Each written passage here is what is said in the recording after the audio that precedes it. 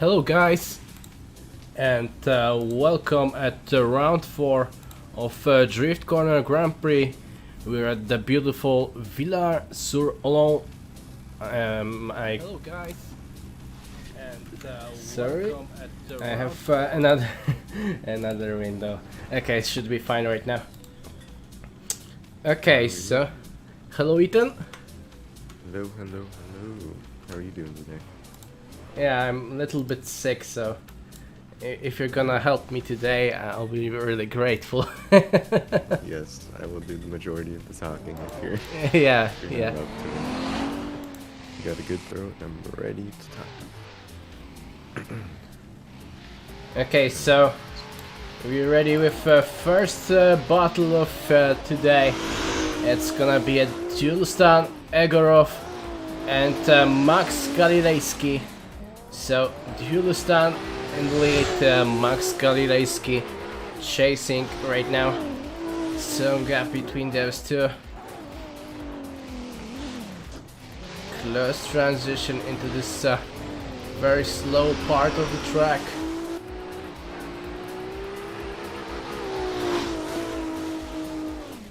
Yeah, that's gonna be it for this one.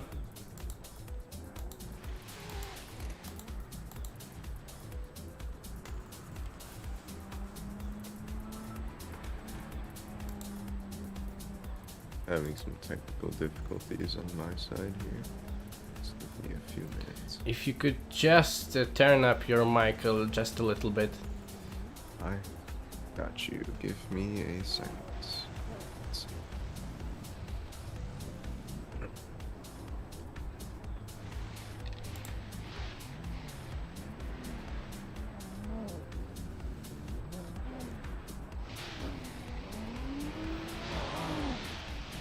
Okay, so it's Max right now in the lead.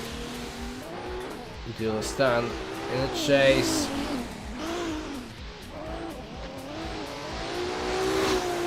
Good job here. I guess this straight part of the track is gonna be the trickiest one. Oh! Or maybe this transition.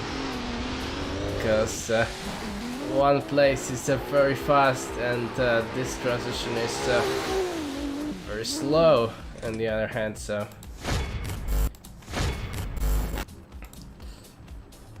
let me see. Okay, so we have a winner. Judges said that Julistan Egorov gets the win and he will get into top 32 today.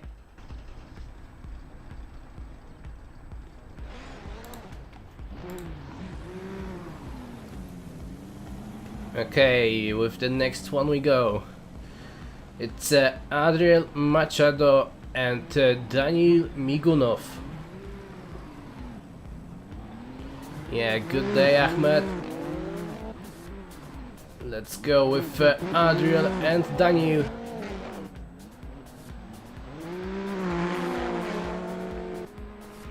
Daniil taking very shallow angle. Adriel with some problems at the diesel zone. It's looking like a bit of chaos here.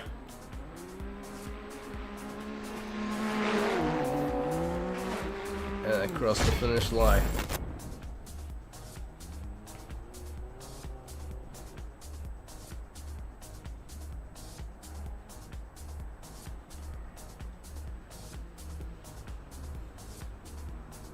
Yeah, good luck to all of the drivers driving today. Track is very sleepy. It's snowy, it's cold outside, and for sure that's a very hard part of this track because it's very tight, narrow, so you need to use your gas very carefully. Definitely got the right drivers for the job. Yeah, for sure. Yeah, I've heard it's caused a lot of problems for people getting out to those zones and being able to hold them. Okay, here we go. Daniil and Adriel.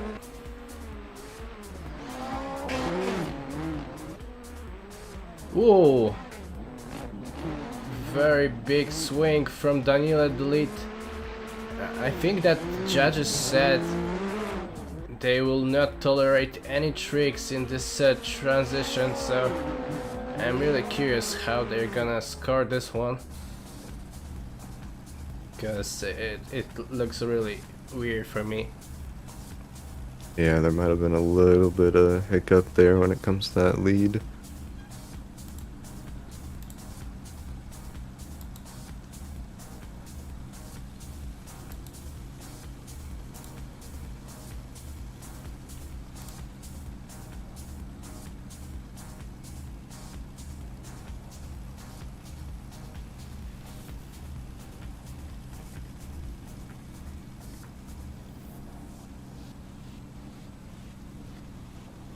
$30 bottles? Oh man. Oh my. 30. Okay. A whole lot ahead of us. Okay, so judges decided that Adriel Machado gets the win because that lead run was unchaseable in judges' eyes. So, as I said, in this transition he was barely moving. Like, Yeah. nobody could avoid that. Okay, so next one we go Daniel Andriev and Bogdan Chirbus. So Daniel in the lead, Bogdan in the chase.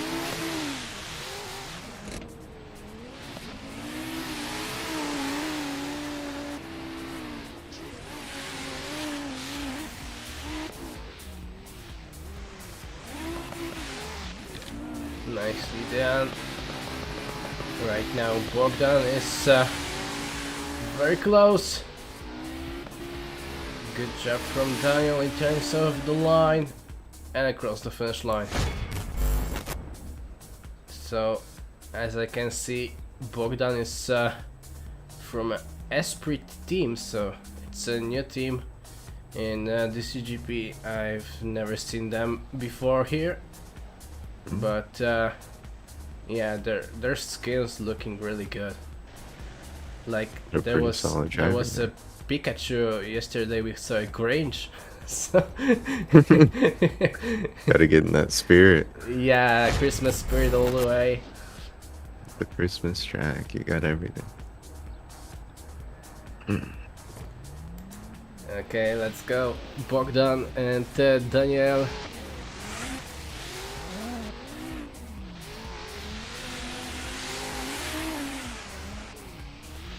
Some gap right now.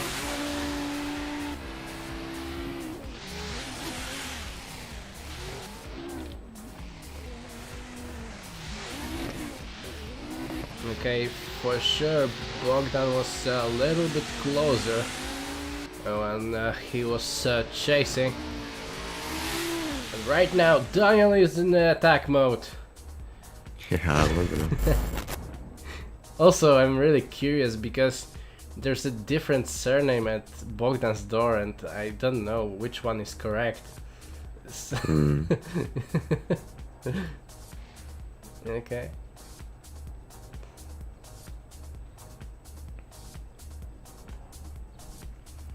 Yeah, so that's the thing, if judges will pick Pikachu, or maybe it will go to Daniel.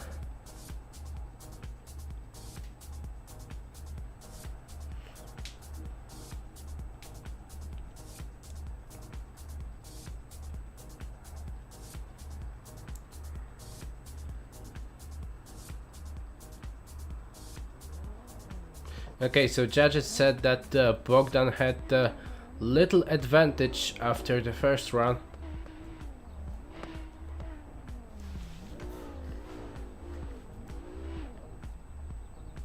But in the second, the gap was too big in the first part of the track. Okay, so don't know what judges wanted to say, but main thing is Bogdan gets the win and he's going to top 32.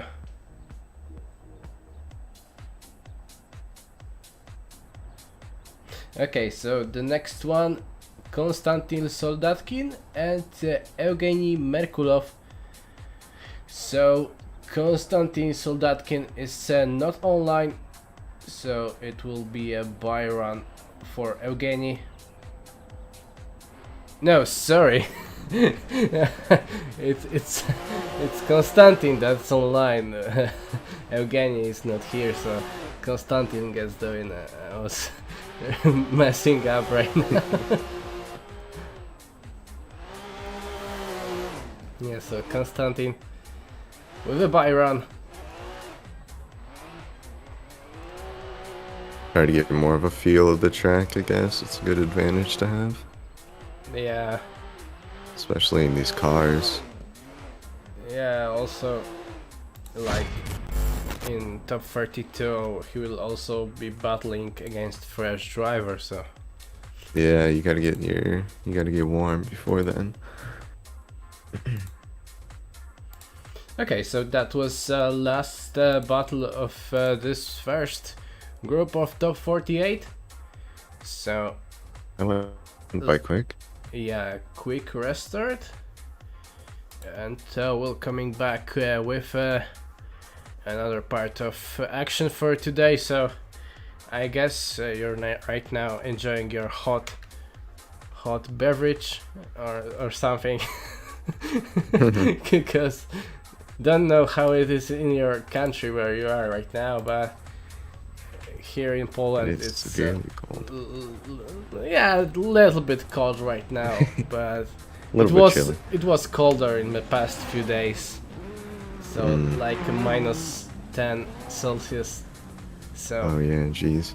Don't know how it will go in your Fahrenheit, but don't want to go outside. Yeah. Right now I'm chilling at a cool 0 degrees at where I'm from, so okay. Still it's good. not too bad, but it's also not too good. Currently it's 1 here, so 1. Yeah, 1. They're being grateful. The 1 degree they have. Better than nothing, I suppose.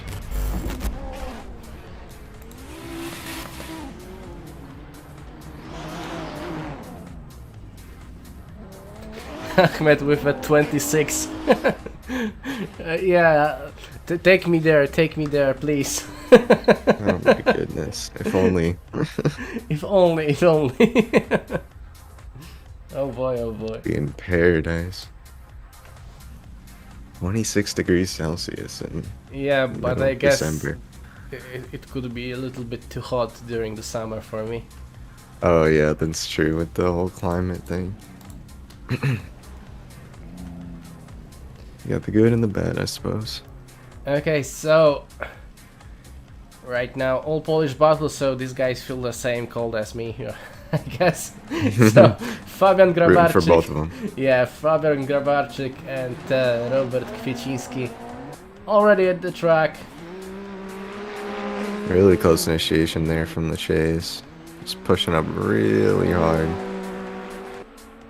Yeah, it's very close right now. Yeah, that was a good transition though. Transitions, yeah.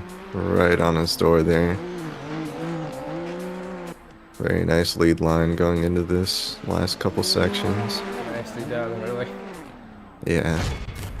That was a pretty beautiful lap.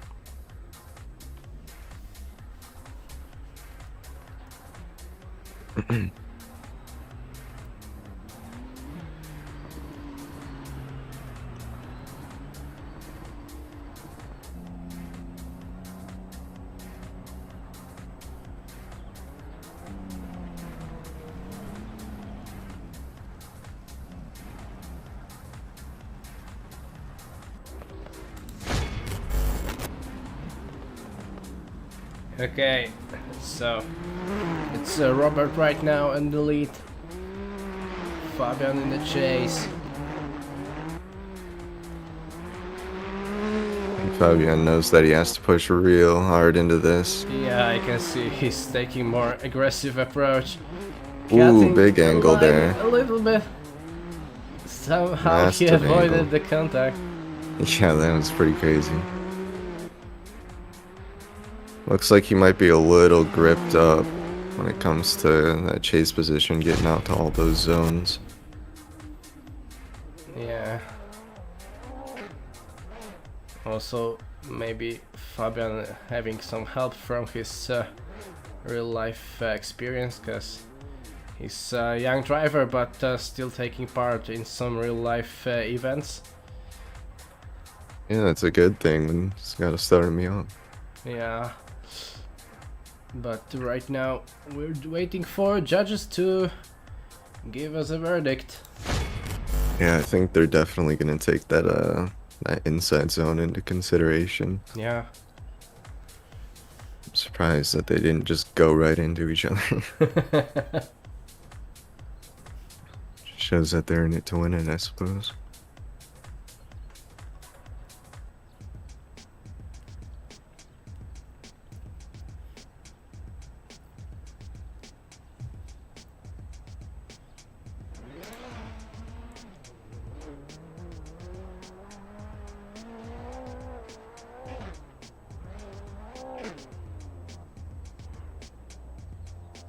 Okay, so judges said that some mistakes by both of the drivers, and they've decided they will go once again.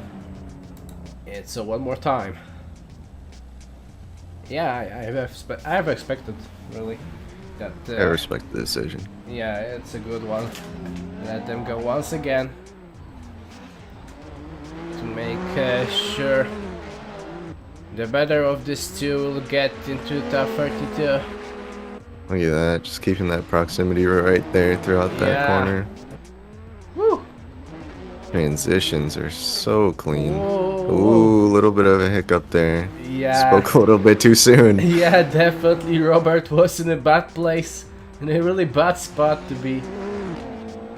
But Up right towards the end there, a little contact towards the finish line. yeah, but he somehow managed to make this transition. I thought for a second that he will land straight into the wall. Yeah, that was definitely very sketchy, especially with the snow conditions. Don't want to mess up too badly. Yeah, he was barely in the track.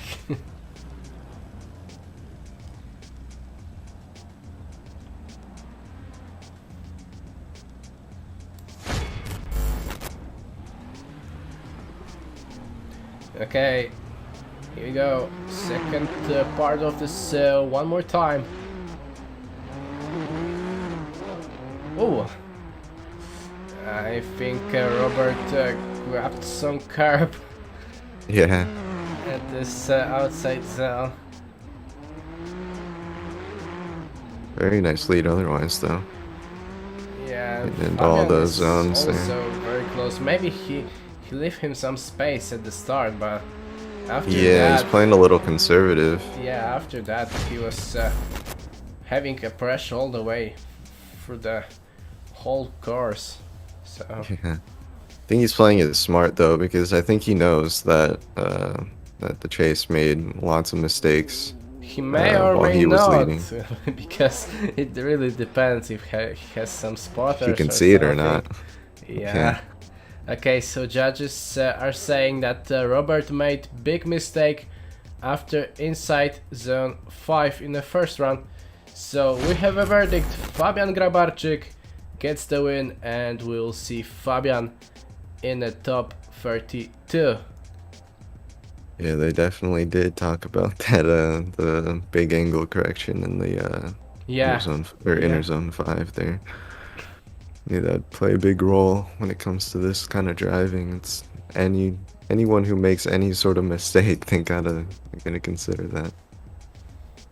Yeah, like it was said before the tandems, like you have to really be curious, really be careful about this transitions between inside zone 4 and outside zone number 6, because any trick like slowing down overly is like a kill for a chase driver, because he cannot avoid it really. He has nowhere to go. Yeah, you can't really left a break there, because then your line is just gonna get pretty much destroyed. Yeah. But yeah, you definitely got to be really conservative when it comes to like knowing where all the decel zones are and such, just so clean drifting goes on. Okay, so next one is Sławomir Duda and Oliver Somor. So Sławomir in the lead and Oliver in the chase. And a little bit of curb there, a little bit of gap forming there. Ooh. Ooh, Oliver with the big correction there. Yeah, Oliver with a very little angle, if any. Looks like he's just trying to catch up. Yeah, I'm like maybe, His but car might not be as hooked up. let me see. He made this. the most of what he had though. Yeah, let me see this one more time. Yeah, like a little bit of curve there. Yeah, getting a little bit of curve off the start, Yeah. just cutting the line, trying to catch up. Also, Yeah. judges said that at this exit into this straight part of the track, lead drivers cannot cut the course or taking very shallow line, because also judges will be looking carefully if that thing's happening at the track. So right now let's get back into it with Oliver and Sławomir. Even a lot more proximity there. Just very conservative driving, getting right up in that pocket there with the proximity. Very nice lead line there from Oliver.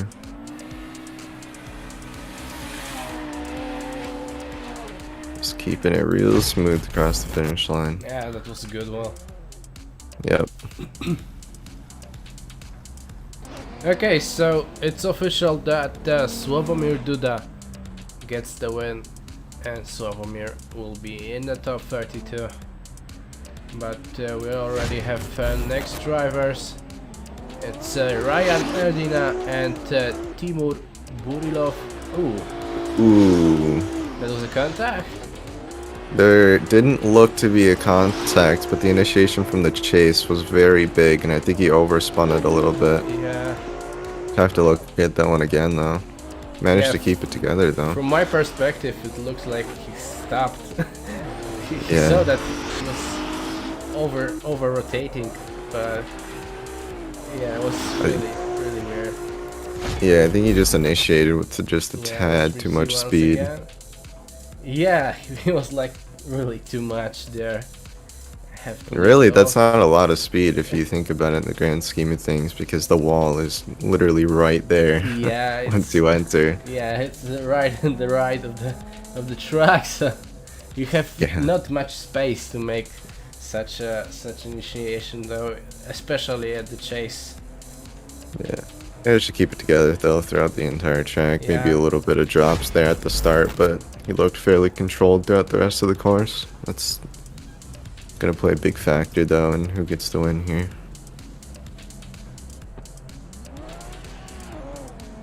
Okay, here we go. Timur and Ryan. Right now, very shallow and conservative line from him. Okay, okay. A little bit of curb there from Oh, both of them. once again. Angle reduction there from the lead going into that inner zone. Ryan is playing really safe. There he goes. Just floating it into that outside zone there. Yeah, Playing it real safe there. yeah, but a really good job either way, because Timur made some mistakes and Ryan still was under control, so that there was no surprise for him.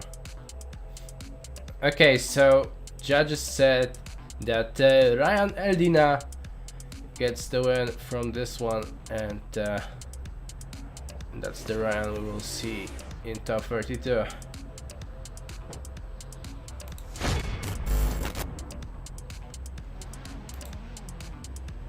Okay, so it's the next one. Filip Kleczkowski and Alexei Surikov. So Philip in the lead, Alexei in the chase. Ooh. Ooh, That's weird. that might have been an issue there. Yeah, like I saw that Philip clipped Alexei a little bit. Yeah, there was contact across there. Yeah. Might be a problem because Alexei was really up there when it comes to the start line. Yeah, like judges will not be really happy about this one. Ooh, a little bit of correction there as well from Philip. E36 is just screaming. Okay, yeah, like he clipped him, like just a little bit, but it's still a contact though. Yeah, very much still a contact. If but Philip judges are gonna have to wanted look at just that. a little bit more of his flick, he will destroy himself, really. Yeah. So he could have flicked really hard if he wanted to, and that would have been really bad for Alexei Yeah. there. Would have been completely wiped out. See how he performs in his lead, though.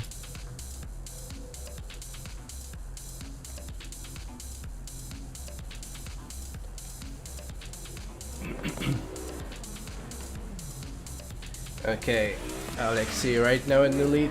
Philip in a chase once again. Oh no! Ooh, into the wall. Oh no! Goes Into the Philip. wall he goes. Unfortunate for him there. Yeah. Cause I think we were bound to see it at least once. yeah, like I think he was too hyped after the first one.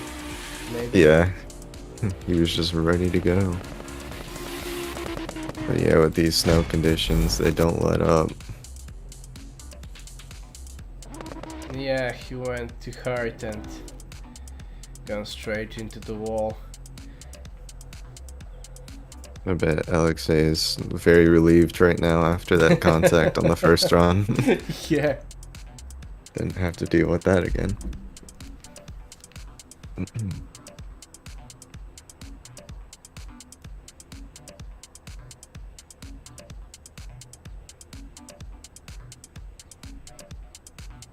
Judges are taking a little bit on the verdict. Okay, so it's one more time between those two. I wonder if they counted. Yeah. I think they might have counted Alexei's. Yeah, they counted Alexei's contact in the first one as a DQ. 0 mistake. So it was 10-0 in the first one and 10-0 in the second one, but for different drivers though. Yep. Oh, See how this goes. some lag for a second, but right now should be good. So just trying to push up. He keeps losing them after these zones here. Yeah, like a big gap between those two. Seems to be transitioning just a tad after him, which might be causing that. Overall, kept decent proximity throughout that whole run, though, so we'll see what Philip has to do in the chase. Yeah, it was one more time because in the first round there was a contact before the initiation. So as is in the rule book, if there's a contact before initiation, it's a 10-0 mistake. So that is why it was 10-0 in the first one, and then it was 10-0 in the second one. Yep. After Philip went into the wall.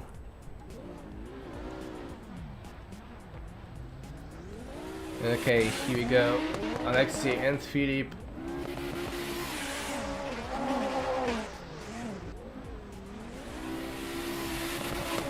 They're real conservative there going into that outer zone.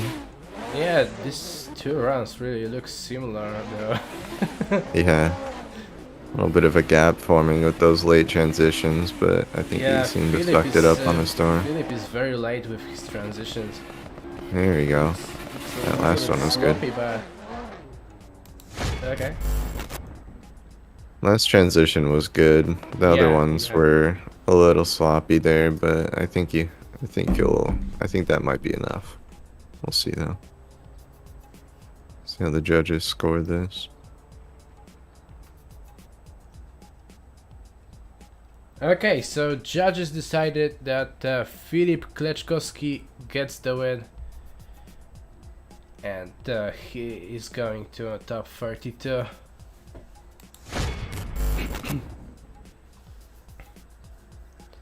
Okay, so I guess that was last one from this group.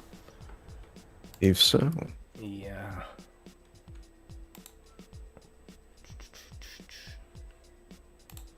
So quick server restarts and we'll coming back again.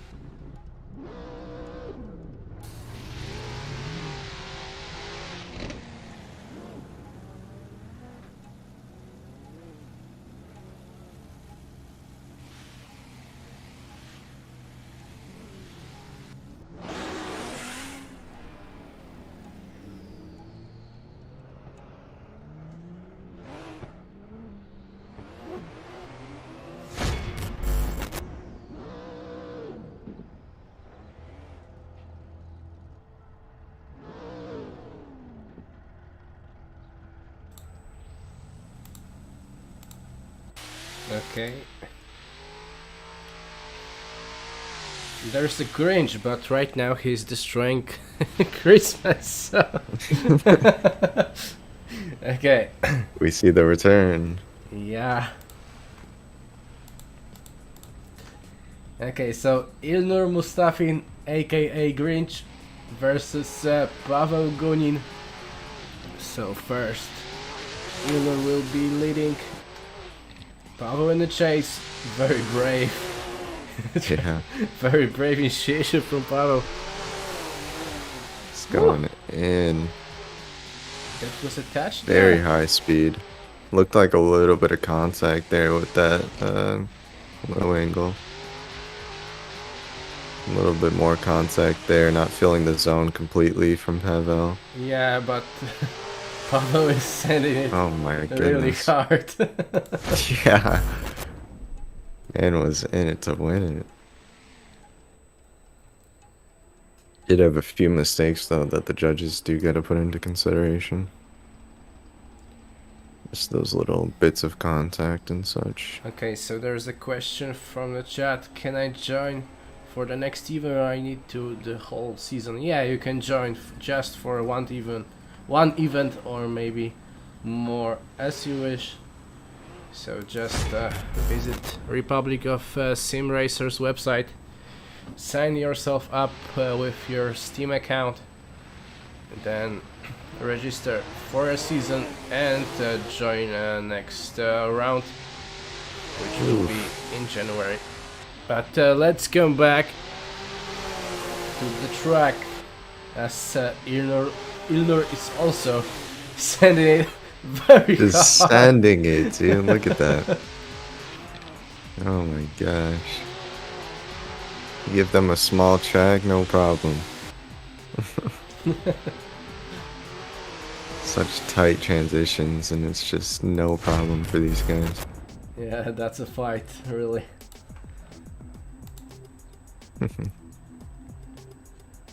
That's pretty crazy with the length of these cars too. Two of the longest cars in the event. Not really. Mustang and Actually, yeah, Mustang. JZX are the biggest one from the pack. Yeah, those two are. That's gonna be definitely interesting to see. Yeah. Oh, I pray for whoever drives those. Hopefully, it's not a repeat of Moto Arena when it comes to the JZX. Yeah. Last time, all we saw was just trans blocks with the bumper cut. The drivers are a little more conservative now around. Yeah, also last round was a little bit tricky for some drivers when JZX was in the lead. Yeah, if the chase driver is trying too hard, this big booty can be really surprised. Oh my goodness. Judges are taking a little bit on this one, taking their time. Dragging some notes, pencils. Let's go. Draw your me pencil. something. Yeah. Got your notepads. Yeah. Sharing notepads. Just.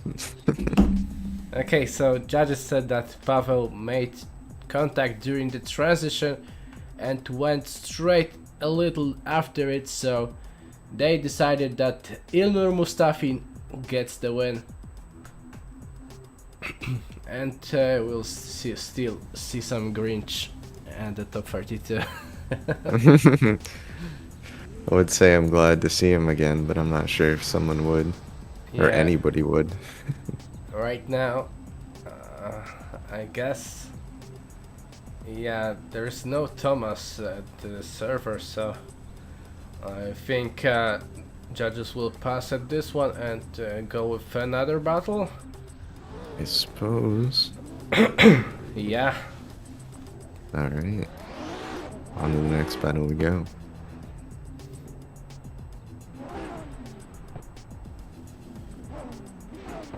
Okay, so it's Caleb. Yeah, I'm right. Yep. Caleb Hudson. Okay, and Edgar's Rasmanis. Ooh, big contact there going across that transition. Just giving Caleb the little tap, making him. Ooh, once happened again. Yeah, Caleb. I could see these Mustangs going through the hills. Yeah. Just at the bottom Nice. of this mountain. He's living up to the name of the Mustang. Yeah. Just extremely aggressive. Yeah, running free. That Caleb knew he was there the entire time. I'm surprised that didn't mess up Caleb that much. Yeah, He seemed yeah. to be very control of the vehicle. Yeah, but I think that at this transition, after inside zone number 5, he was very slow. Yeah. He was definitely carrying a lot of speed going through those zones, plus the taps. Yeah. So he had to slow himself down a little bit to be able to hit those zones. Yeah, I even stopped to counting how many curbs that he checked while doing this chase run. You should get a notepad for that. Yeah. Just gotta write down every single time. Calculator, maybe. Okay, let's go. Edgar's and Calais. Let's see Caleb this. tucking right up on that door. Yeah. Transition was a little weird, but big angle there from Edgar's. Ooh. Ooh. Ooh, contact Oh, no. there. Big angle reduction from Caleb. Trying to hold it together. Let's see how he does here on this transition. He barely did that. Oh my goodness, that is scary. Yeah, also a little bit off-road. Yeah. That was definitely a terrifying run when it comes to proximity. We'll see how the judges score that, though. Both runs were fairly... I mean, they had their mistakes. They were pretty decent on proximity, though. Yeah, hi Nico. Holding it together. Good to hear that it's solved. It's solved problem for you.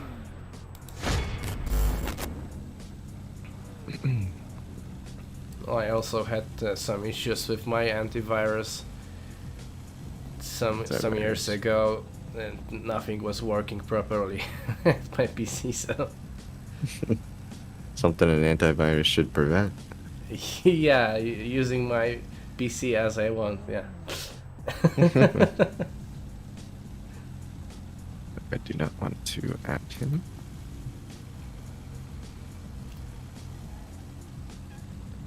Okay, so judges said that it was 2 contacts in first round and second round, similar mistakes, so it's a one more time. Oh boy, oh boy. Seeing these guys run again is definitely a treat.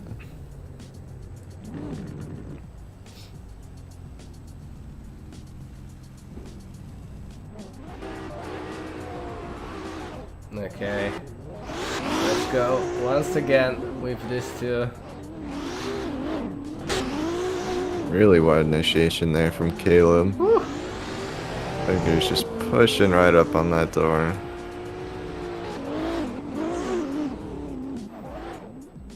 Edgar's right now much Caleb more safer decelerating. approach. Wow.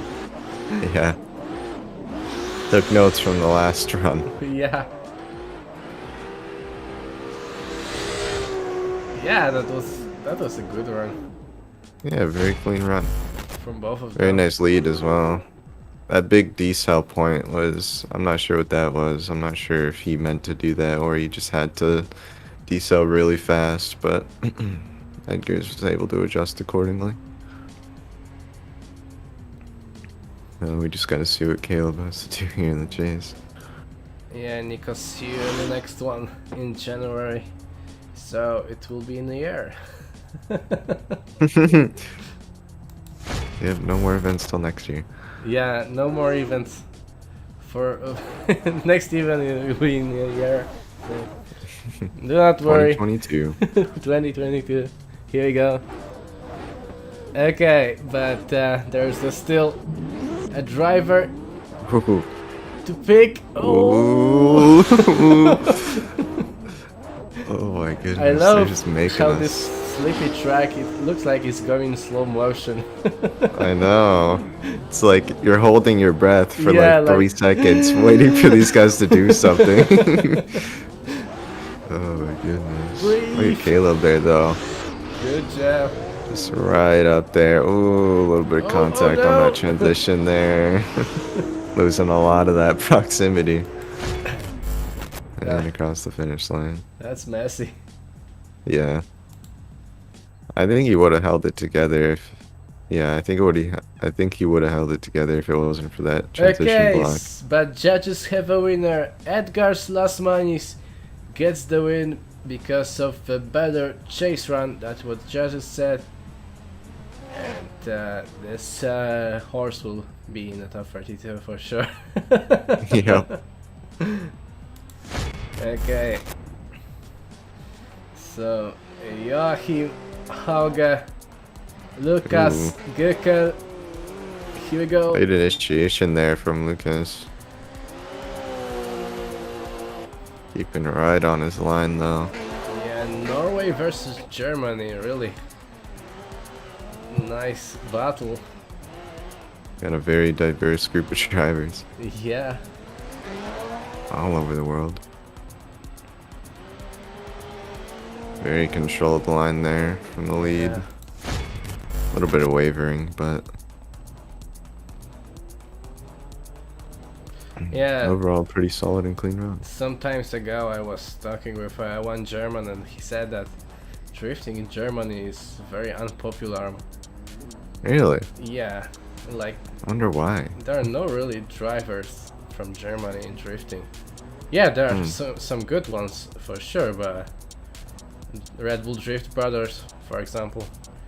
Yeah. But still, it's not very popular. Racing is the thing in Oh Germany. yeah. Racing. Yeah. Okay, let's go. Lucas and Joachim. Very tight transitions there. Lucas keeping a very controlled lead. Coach him a little offline. Managed to fix it though. Going into that last corner, just tucking up real hard. Lots of left foot brake there. Yeah, I love how Joachim is doing it all controlled. Like very tidy. Yeah, he looked very in control of the vehicle. Yeah. Not a lot of mistakes there. The pinpoint. See what the judges think of it though. Those are some pretty clean runs compared to the last battles we've had. People just pushing up real hard. Yeah. I think with this track, there's a lot of space where you can just like suck up right on somebody's door. So I think the drivers just take all of those chances in order to get right up in there. Yeah, like there are only a few spots there. Yeah. And if you miss an exit for the straight part of the track, yeah, that's gonna be a really hard task to make it through. Very much so.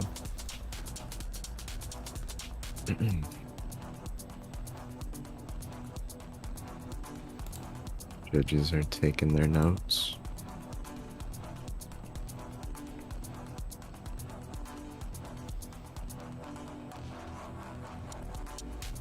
Yeah, you have some fans at the chat. Hello.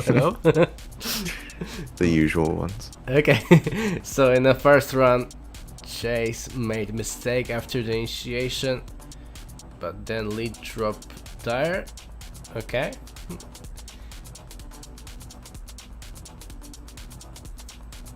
Maybe the driving was tidy, but right now what judges are trying to say is really messy. Yeah. I cannot understand a thing. From the outside, it's good. Okay, so in conclusion, there's a one more tie. You get into the nitty gritty of everything. Yeah. You start to see those little mistakes that the judges gotta look out for. Okay, here we go. Joachim and Lucas.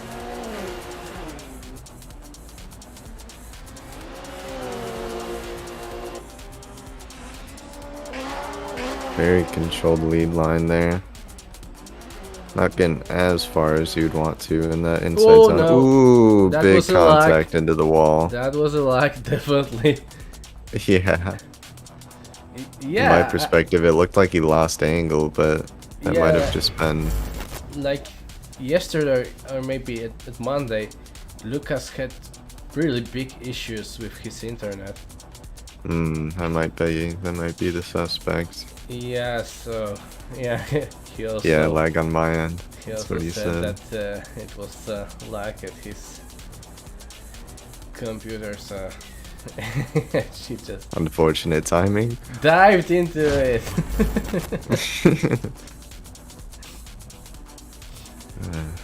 Yeah, that's not good way to win the battle because of Yeah, looks like opponent's not mistake, but issue, a technical issue. yeah, nothing they can have control of. Yeah.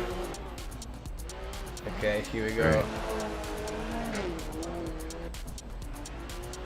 If Joachim take this advantage home. Yeah, I think Young's just taking it real conservative, Yeah. knowing that Lucas DQ'd his first run. Just wants to keep it clean and simple and get the win going into the top 32. Okay. A little bit of a cheeky door action at the end.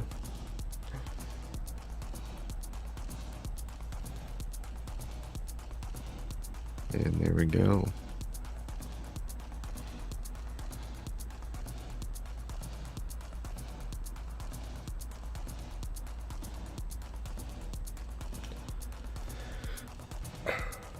Okay, so judges decided that Joachim gets the win and he will be in the top 32.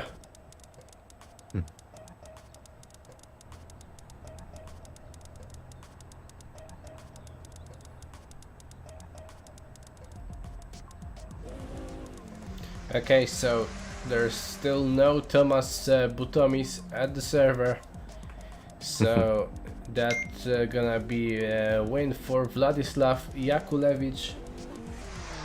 Right into the top 32. Get your practice in while you can.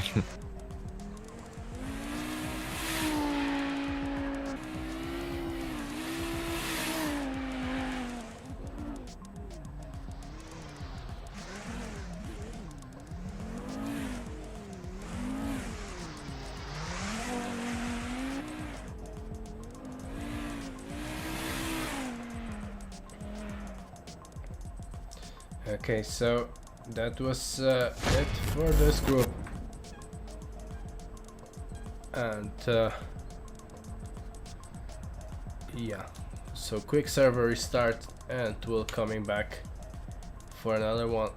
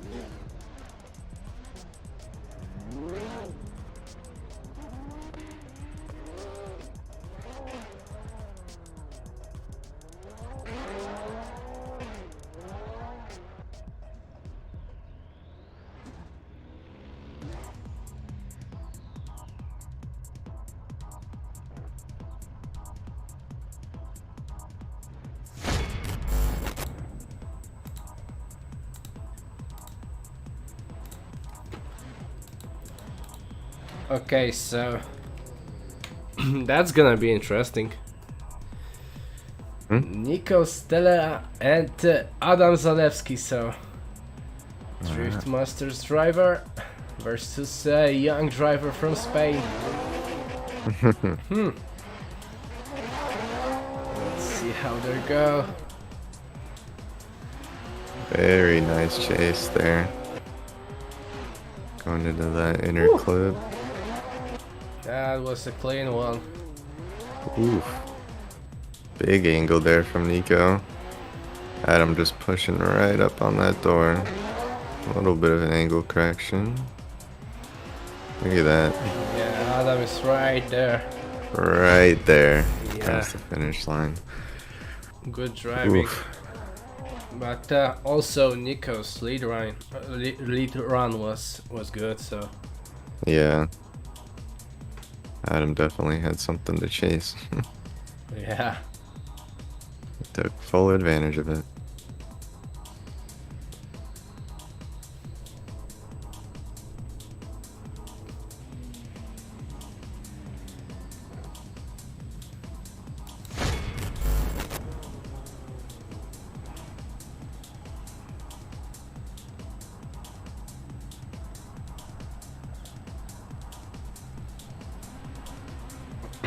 With a staggered start from Nico.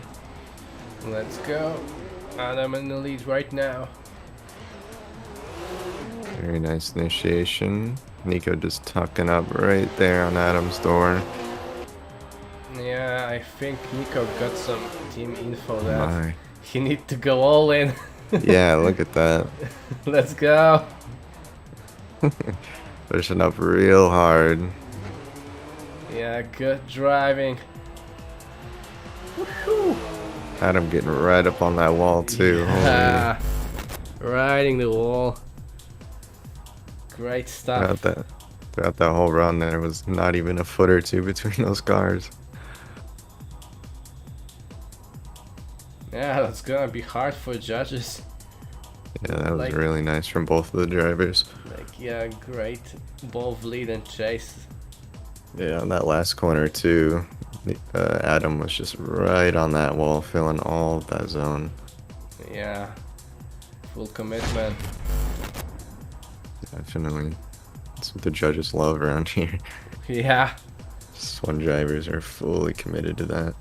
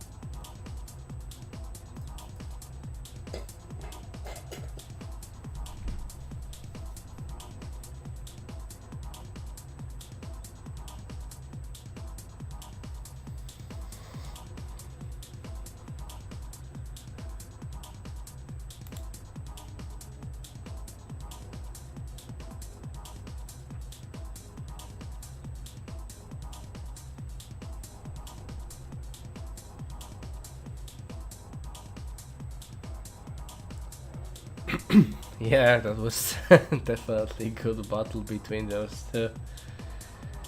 Judges are reaching something. Yeah, so okay, in the first round, great lead and chase. I think no more words needed for this first one. Yeah. Okay, so in the second round, little mistake by Nico before inside zone number 5. That was what judges said.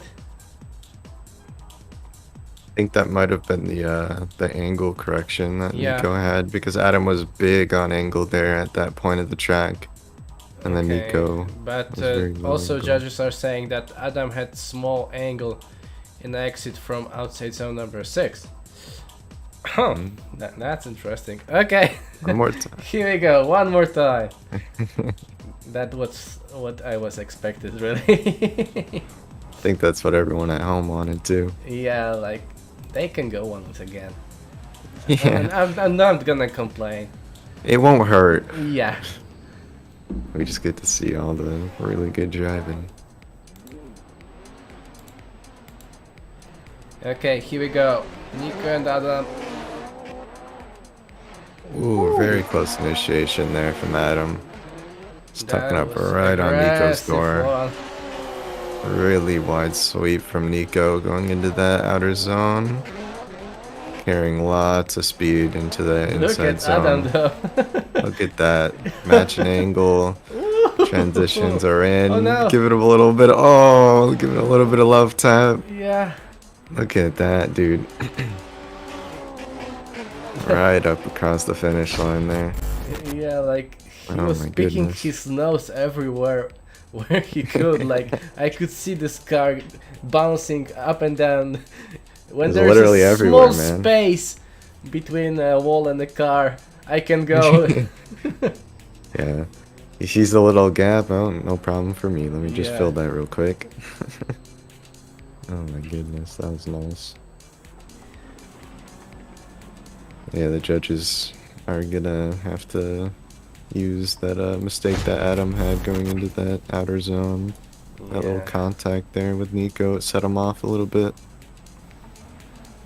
Notes are working, pencils are working. Yeah. For sure. Okay, here And we that go. whole notes page fall. Okay.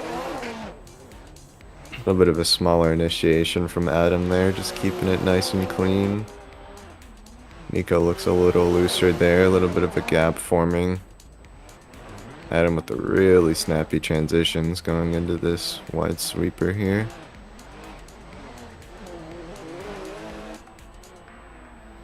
Nico keeping it controlled going into this last corner, just pushing up real hard there at the end. That's also gonna be tough. Yeah, Nico let a little bit of a gap form there towards those inner zones. Yeah, like I saw that Adam was really spinning it up once he get into the straight. Yeah. He was like rocketing through this one, and yeah. Very controlled lead though from Adam, just It's filling a every replay. zone. It's a replay, guys. Oh, they're going into the replays. Yeah, so Is that the first one of the round? yeah, it's the first replay break in this round. So Oh my goodness, let's hope there isn't too many. yeah, like these two guys are good. So no surprise that judges need to take some time to Yeah, analyze both of these rounds. drivers. Oh my goodness.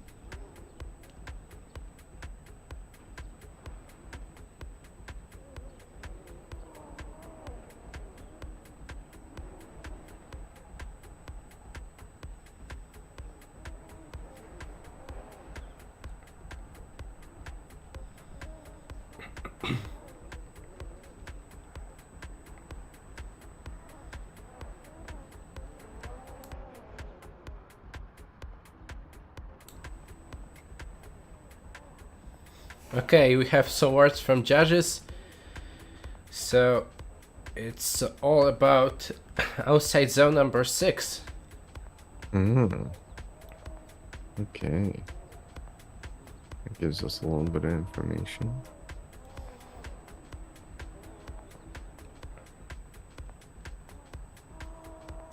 Definitely analyzing this one very closely. Yeah, so in my point of view, when Adam thought Nico's gonna pull full acceleration, I think it's right now about this contact in the middle of the zone.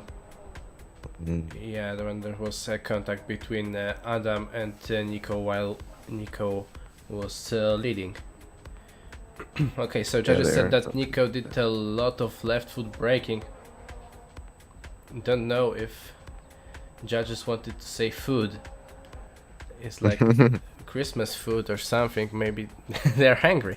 Okay, so it was Nico's fault, and that is why judges decided that Adam Zalewski gets the win from this battle.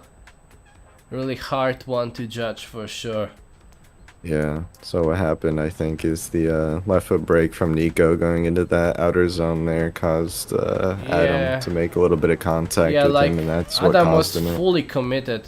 Like, yeah, I think he expected that Nico will go all in, but he used some left foot braking, and that is why he's out of the competition for today. But moving on into the next battle, Mikhail Struniko going up against Paweł Grosz, so another real life drifter. Paweł Grosz there. Woo! Ooh, just sliding into those transitions. Yeah, with a really good lead. Just keeping it real controlled throughout these outside zones into the finish line. Yeah, like I need to watch the first part of this track once again, cause it was a big gap between those two, and then Paweł just came back into this battle and pushed it really hard.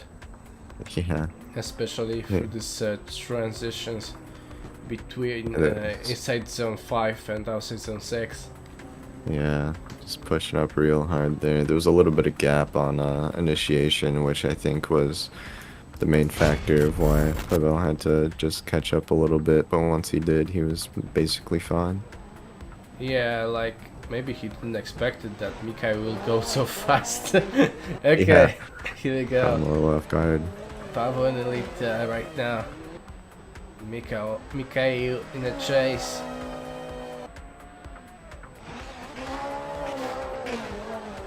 Pushing up right on that door. Could match the angle a little better from Mikhail there, but I don't blame him. Very tight-knit track. Woo. A little bit of a strange line going to the last corner, but they both cleaned it up really well. Yeah. I think Mikhail just had to try to get in front of Paweł there. Yeah, for a second I thought that he will just take a inside line and overtake. Yeah. It's like, you're going too slow for me. Yeah, full Takumi style. Let's go. Good. That was a very quick battle though. Not a lot of stuff to critique Yeah. other than the fine details. Like, it went crazy fast. Yeah. Judges are looking at the fine print right now. Gotta see what's going on.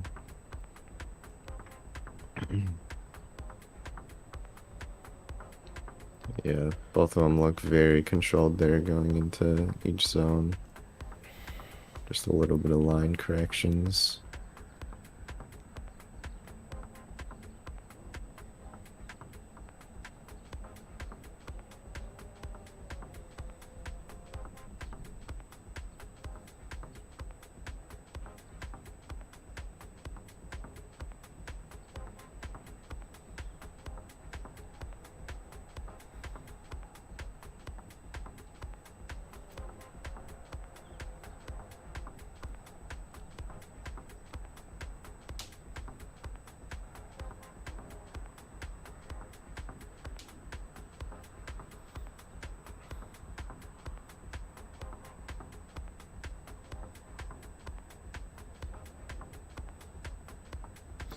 Okay, so judges said that all about a gap in the first corner. Pavel lost some distance there. Yeah, that's... Yeah, that's true. Yep. Okay, so it's official that Mikhail Strunnikov gets the win from this one. And Mikhail Yeah, so it's all is about that moving gap. on. Can't let someone gap you on the straight there. Yeah. Gotta be ready at all times. Okay, into the next battle we go. So, Łukasz Tasiemski and Egor Roskov.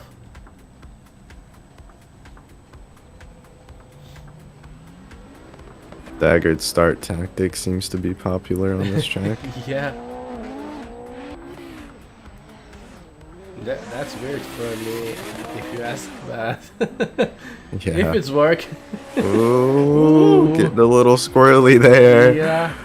Luka's trying to correct himself there.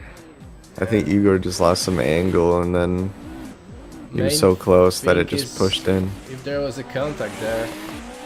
But I'm pretty sure there was a little bit of contact Yeah. from Igor going into that. Like, because from my perspective, I couldn't see any, but it looks like if there was a contact, really messed Łukasz in terms of line. Yeah, that I'm pretty sure that's what happened because Igor didn't have much angle going into any of those corners. It looked Yeah. like that he needed to put a little more angle into his car, which might have been the reason why he was making a little bit of contact there with Lukas. We'll see how he does on the lead. Let's see if he can throw a little more angle into it.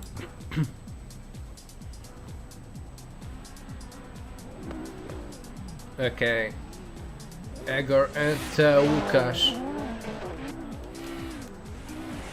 Łukasz in the chase right now. Lukas just keeping it really tucked up there, avoiding any contact from the first run. Nice job matching that angle. Yeah. Keeping it real safe. And then I think this is the corner where most people push out. Across the finish line they go. Yeah, very conservative run there just to secure the win. Yeah, like maybe Łukasz was a little bit scared after the first corner from Egor. He pulled a big angle there, and maybe that's the case why Łukasz was a little bit safer across the whole course. But okay, moving on from the last battle, Łukasz Tasiemski gets the win, but that's enough for the previous one. Here we go with the next one. It's Ilya Storoziev and Jakub Nowacki. Ilya in the lead. Big angle there from both of them. Nice job matching the angle. Getting a little squirrely. Jakub barely did that transition. Yeah, that was I think scary. one of his wheels was already off the course. So. Yeah, a little bit of gap there forming towards the finish line. Yeah. That was a very scary run when it comes to keeping it on the track. See how Ilya does in the chase though. I think for a lot of these drivers, it's more just putting on a clean and collected chase run when it comes to getting the win here, because a lot of these drivers are pretty keen on pushing up when it comes to their first runs, and then the chase drivers in the second run are just like, oh, okay, I'll just put on a clean lead, see if we can get it. Yeah. Seems to be a common theme amongst most of these drivers. That's tactics for this one. Okay, here we go, Jakub in the lead right now. Big angle going into that. Very nice from Jakub. Ooh, Ooh, that was taking out scary. the inner zone. Ilya just trying to adjust. A little bit shallow on that last zone there, but managed to correct it. going into that last corner, just pushing up right on that door. Oh my goodness. Okay, so judges have a winner here. It's Ilya Storoziev who gets the win because of better chase and lead. Yeah, today was this final call from judges. And that's gonna be also the last battle of top 48. So right now we'll have 5 to 10 minutes break, and we'll come back again for a top 32 battle. So take some warm cup of tea, and we'll coming back again in like 10 minutes, so don't miss it. Stay tuned.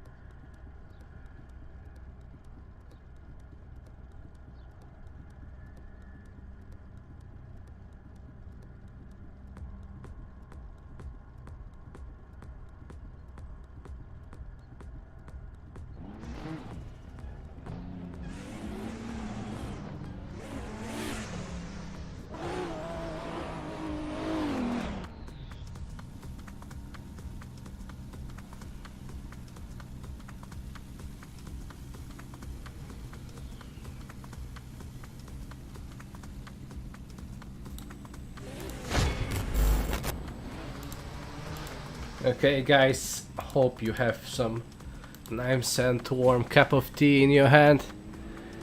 And we're starting with top 32. Going right into the action. Yeah, right into the action. Our quality leader Ernestas Jakubelis against Konstantin Soldatkin, who had a buy run in the top 48. That's just throwing big angle there. Yeah, but I could see that Konstantin had some issues in the first part of the track. Yeah, he was a little offline there going into those transitions at the start of the track. He threw a big initiation and then it was a gap. So yeah, for around 1/3 of the track, it was pretty much a gap, but I think he managed to clean it up in time in order for it to not be an incomplete, or not an incomplete, sorry, a inactive chase.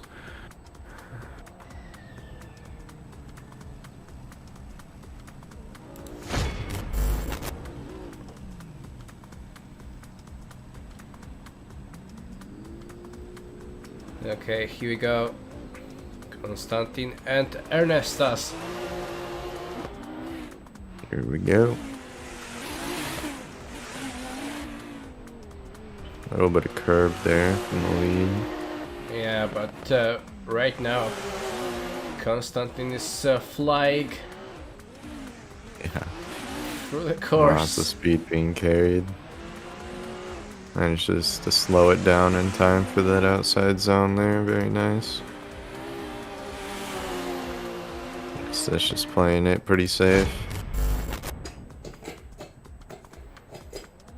Don't know if that was tactics from Ernestas, but Maybe. No, I think he might have. oh, Yeah, hello, guys. Hello. By the way, no, I don't think Anastas had the speed to keep up there. But I think it's gonna be a one more time. Maybe. I'm not sure if that mistake from the first run is gonna weigh enough in order to make that an OMT, but I guess that's in the judges' hands. okay, so Olaf, our snow specialist. Yeah. What can you tell about this track? About this track, it's not like real life. That's Okay. for sure. No studded tires. That's No. bad.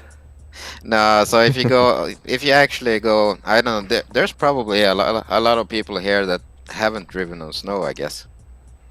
I was driven in the snow last weekend, so. Yeah, but you're Polish. But I guess there's like people from Brazil and stuff like that that might not have. So when you have a surface like this, so this is an icy road with snow on the side, right? Yeah. You're probably gonna have a little bit more grip in the snow. Yeah, that with may be normal because tires. ice Yeah. is much sleepier than snow. Yeah. And in the transition where there's snow on the ice, yeah, that's gonna be a problem. Yeah. Very different conditions going into each corner. It really sucks that I'm right now driving front-wheel drive car in real world. Okay, so Don't wanna be judges in that. came into conclusion that Ernestas Jakubelis gets the win because he had a better chase run. That's what judges said. So, okay. Alright. And in the next one is Darius Ostrejka and Dulistan Egorov. So Darius in the lead. Very nice floaty transitions there from Darius.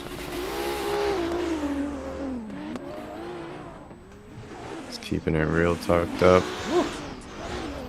That was close transition. Yeah. Pretty much bumper to bumper. Look at that. Just really clean across the finish line there. Yeah, I am agree that drifting on this map is a good example that throttle control is important. Yeah, Yeah, it's because a big factor. sometimes you can go 1-0 gas, and here you have to just touch this throttle very carefully. Yeah. Yeah, I had problems with my pedals, so the throttle, it was only like consistent if I was full throttle. Oh, It was like shifting up and down. If I went 20%, I could have 150, 150, okay. 20. Yeah, Interesting. that's bad. Really bad. Yeah, Yeah. so I ran my turbo at 30%. One way to do it. Yep. Okay, let's go. Dilstan and Ooh, a little bit of Darius. straight out there. I'm not sure if the judges are gonna look at that. Darius had a little bit of a straighten during that. Yeah, but look at Dilstan. He's straight now, driving very fast, but barely any angle. Really. Yeah. Well, Egoro was a lot straightening up a lot on the straight as well in his chase run. Yeah. Um, We'll see if the judges think it's enough to give a 0 on it. yeah, they've been penalizing. What's that the word in English? Yeah, penalizing. Yeah, low angle, especially out of the last corner here. So Yeah, you really want to have big angle for that chase. 'Cause they're really tucking up on each other there going through that last section. I think that's the part of the track where they're just pushing up the hardest. yeah, and I think they have the right choice there with the. I mean, it's not all about driving away from the other dude, and this is a track where you really can do it easily. Yeah, if you Right. want, really, you can go very low on angle and just fly across the track, but Yeah, I think the judges are agreeing with us here. Yeah. I know okay, so Darius judges made a said big that mistake. it was a very bad lead run, but also Darius made a big mistake on the straight. So that was what you guys been talking about. So he was going almost straight there. I'm not sure if he kept drift or not. I wasn't able to tell. No, but it was forced. I think that was forced by Egoro. I think this Maybe, would have yeah. been one more time. That maybe. Yeah. But judges decided it will go to Julistan Egorov this time. Yeah, that's really what happens when you go low angle during that straight portion. The chase has nowhere to go other than where you're going, which is straight. Yeah, I agree.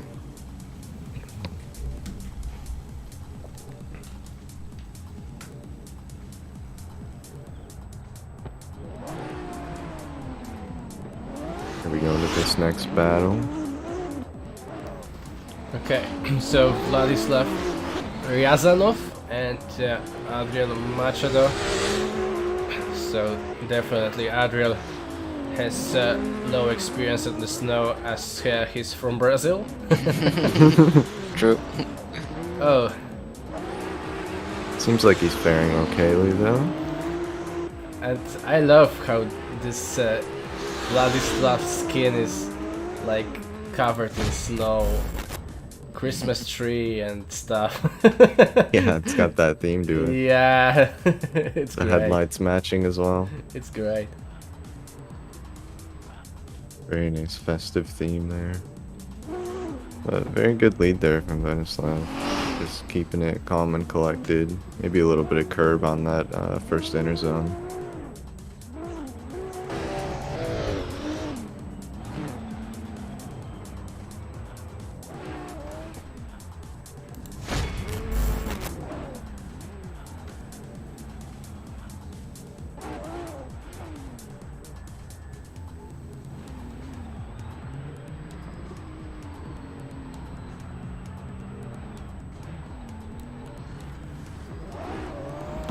Okay, so Adriel and Vladislav once again. Vladislav not giving a lot of this room there for that initiation. Might have put Edgio offline a little bit. Closing that gap there, going into that outer zone. Big angle from Vladislav. Just tucking up right on that door into that last corner. A little bit of left foot brake from Edgio there to get into that zone. So Vladislav had a much better lead run here. Yeah, But he also did a lot of errors in the chase. that is true. So he could have taken this a much better approach to the chase run. Very much so. Looks like we got a verdict. Okay, sorry. What was that? Adrian Machado gets the win.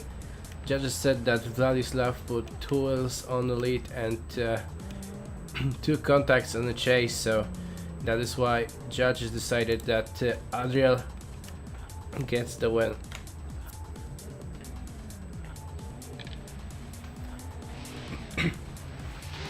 Okay, so next one is Cameron Mustard and Bogdan Chirbus. Bogdan keeping really good proximity throughout that straight section there. Cameron keeping a very nice collected lead going. Lots of angle like we were talking about. You want to keep that big angle there for the chase in order to follow. Just on red line across that finish line. A good run from both drivers. Yeah. Cameron definitely put on a good lead to follow there.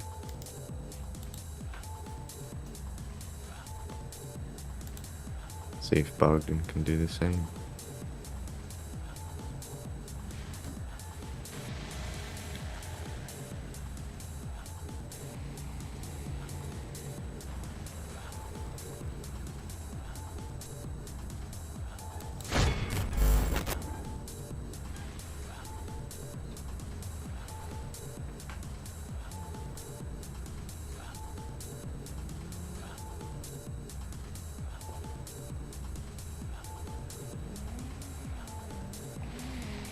Okay, so let's go. Switch it up. Bogdan in the lead, Cameron in the chase. Going into that second corner there. Very nice transitions. Bogdan going almost straight there. Ooh, Ooh, contact on that transition from Cameron. Just catching that rear fender. thing is, if Bogdan was slowing too much, or I think that he made a little bit strange line for this transition. Yeah, maybe. Judges are gonna have to see where he's decelling. Yeah, like I need to watch it once again. Yeah, he's half throttled there, and yeah, like, that's a big moment there. Yeah. It's like, we'll leave that one up to the judges. Yeah. I didn't really feel like it was big enough of a mistake, but Cameron hit him. That's gonna be the deciding factor, I think. Yeah. Okay, so judges said that Cameron had awesome lead run, but that hit was too much on the chase. So judges decided that Bogdan Chirbus gets the win, and we will see Bogdan in the top 16. So yeah, I guess that was the last one from this group of top 32. So restart and come back with second group of top 32. So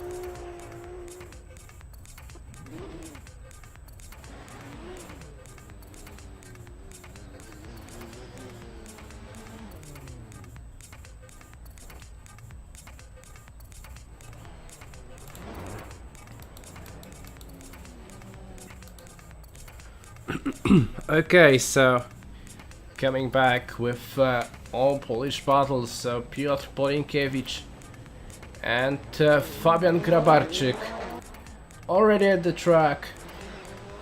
Both Two E36s. yeah, both in E36s. Very A little popular bit of curve base. there. Ooh, a little bit of contact there. I think that was Peter's fault. That was tight. Yeah, I agree. Keeping the transitions real tidy there. Going to that last corner. Just give him a little tap on the door. That contact was definitely something to look at, though. I think Fabian was expecting Piotr to go more angle into that corner, and when he went to surge up, he clipped his back end. It was a sudden speed drop there, so I think it's on Piotr. Yeah. I gotta say though, I think Fabian has stepped it up for this round. Yeah, I mean, he's going pretty hard.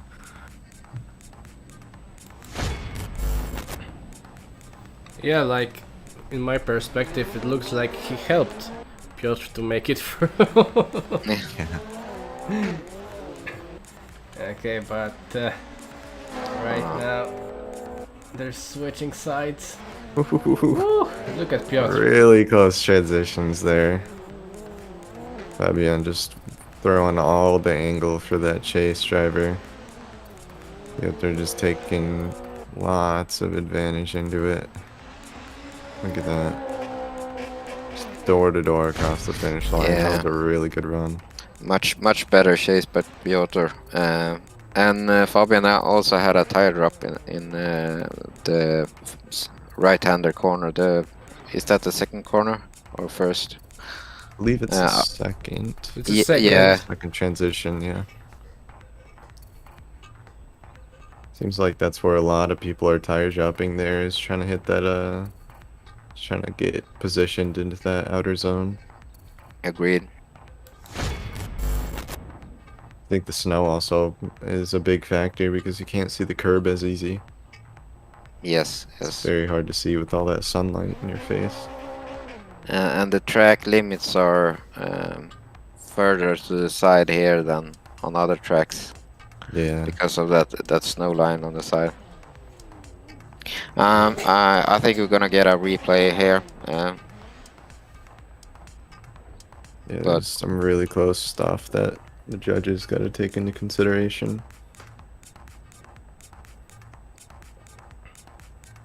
I guess that kind of stuff just happens when you're this close door to door to each other.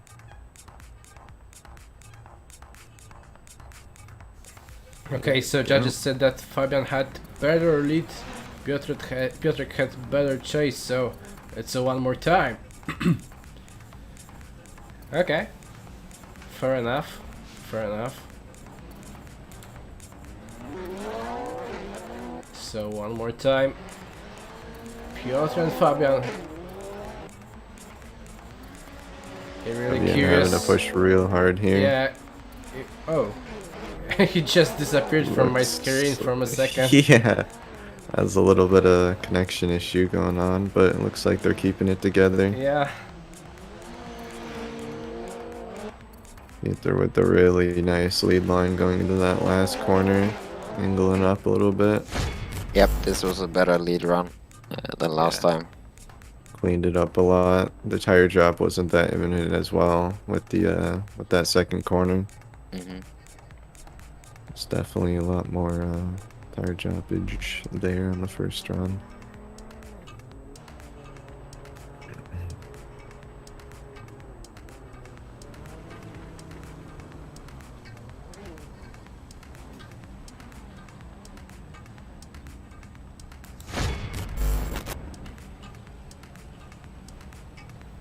Yeah, Undertaker. Coming back from the grave to the chase. Okay, here we go.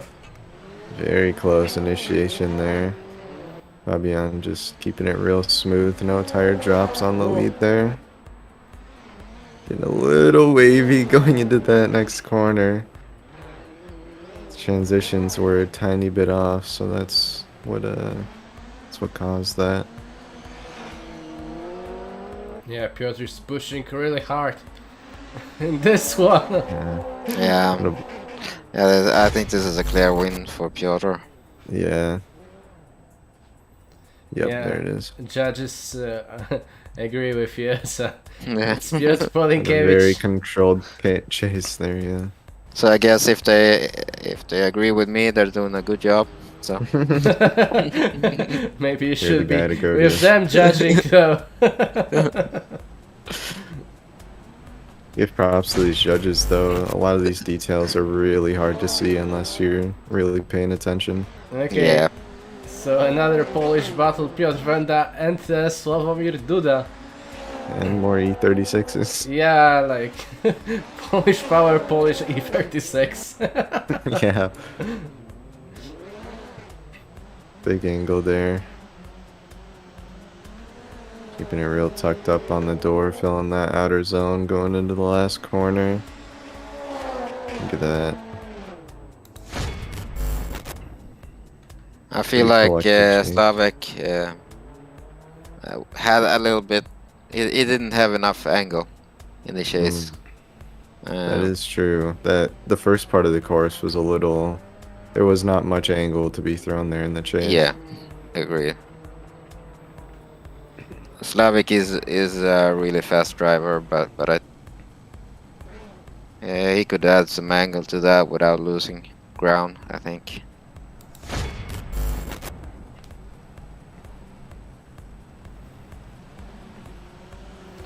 Okay, so let's see how fast he is right now. There's a little bit of gap there off the start Yeah. line. Yeah, You can see it here. Bit of a gap forming now, yeah. Piotr- Just trying to catch Piotr up. is having big issues to catch up at straight.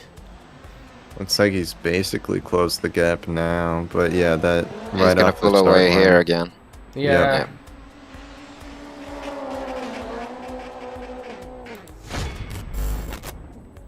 Yeah, it looked like he was just, I mean, off the start line, he just did not look fast enough. Yeah, like big catch-up game all the way. Yeah, he kept catching up and then he Yeah. kept sliding too far, which caused him to not be able to catch up on the next corner as well.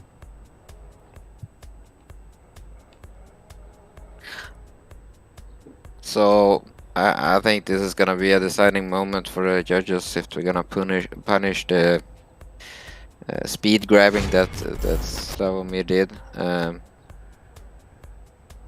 or if they're gonna let it slide. I don't Guess know we'll see really here in a if minute. it was like on purpose speeding. Like we No, saw it- if it- Julustan was like crazy in this one. Yeah, I don't think Slavomir does it on purpose because he has always been driving like this. Um, but I think the judges might need to set a level or yeah. So a level of where it's okay or not to take off angle for speed. Yeah. Sometimes you need to do it, like on that straight section. Not too Agreed. much angle, but you gotta have enough to line yourself up into the next section. Yeah.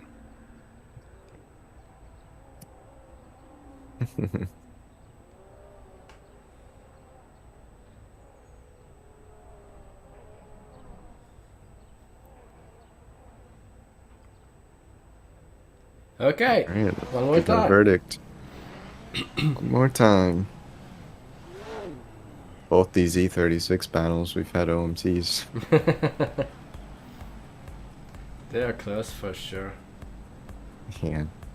It's two cars that work really well together. Considering they're the same car. Okay, so I have a camera at the chase driver, so right now Piotr is leading and Sławomir is chasing. Angle reduction there, going to the next corner. Doesn't seem to have phased the chase driver that much though. They're going way wide on that inner zone.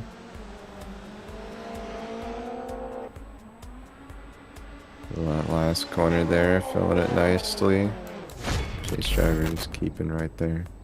I think it was a way better chase run by Slavik this time.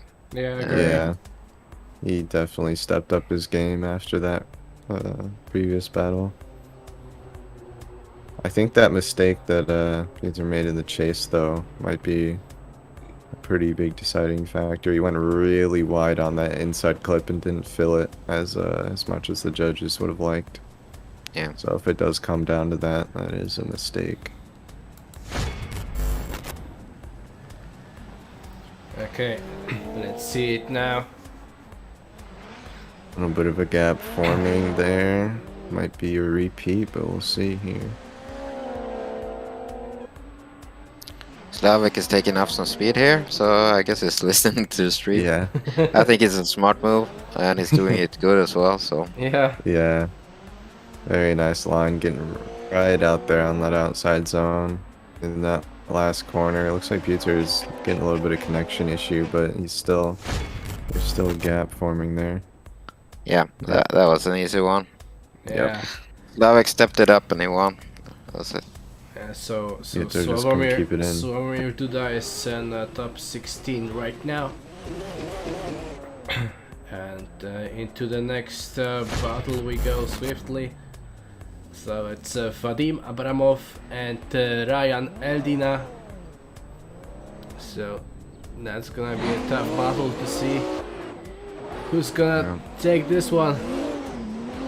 Ryan just missing the first outside zone there, maybe trying to catch up.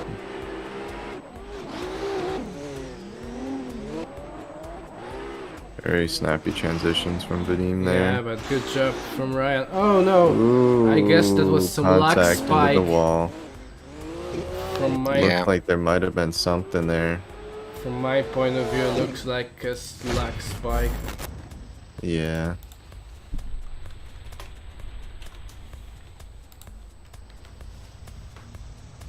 Yeah. Unfortunate there. That's our second big connection issue we've had. Looks like the chase driver just Yeah, had he was a little bit of in lag one, spike there. one position, and then he came back to the track 1 meter further. Yeah. Yeah, That really makes a difference when you're literally inches away from someone's door. yeah. It's a very clear example there. Yep, just got pushed up. Yeah, I think it would be good for Vadim as well with a rerun. Yeah. Because because he didn't really do a good lead. So Yeah, like, okay. so take the chance, Vadim. Yeah, you take it. Just to clean it up a little bit. So it's a rerun of the first run between those two. A little bit of a late transition there from Ryan. He had to do it because of the rear end of Vadim's car. Yeah, he need to just wait before transition and then he can. Yeah, he wasn't lined up correctly once going again. into that second.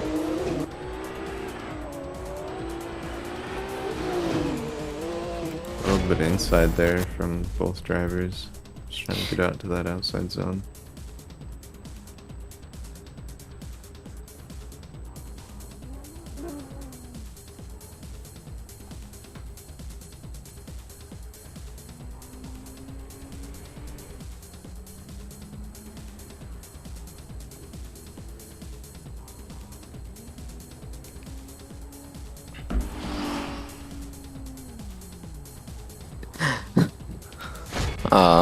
Matty, I started writing exactly the same thing as Matty.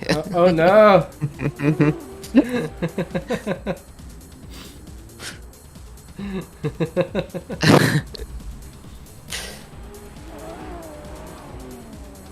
Okay, so Ryan in the lead right now, Vadim in the chase. Nice Really big initiation there. From Ryan. No tire drops. Keeping it collected there, but even keeping really tight transitions. Trying to stay on line. Big angle from Ryan. Man, that's a really good lead run. Just tucking up right on that door there, taking every chance he can get. Ooh, contact. That was unexpected. And yeah, he's flying. Unfortunate. Unfortunate for Vadim there. He had a really nice run. Ryan would have won that anyway. He did exactly what he should have done. Yeah. Yeah, as judges said, even without that hit, Ryan would won. So yeah, it's Ryan Eldina who is in the top 16.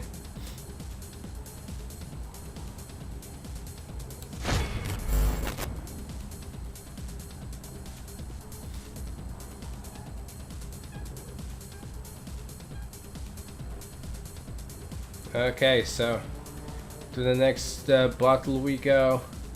Krzysztof Rypina and Filip Kleczkowski.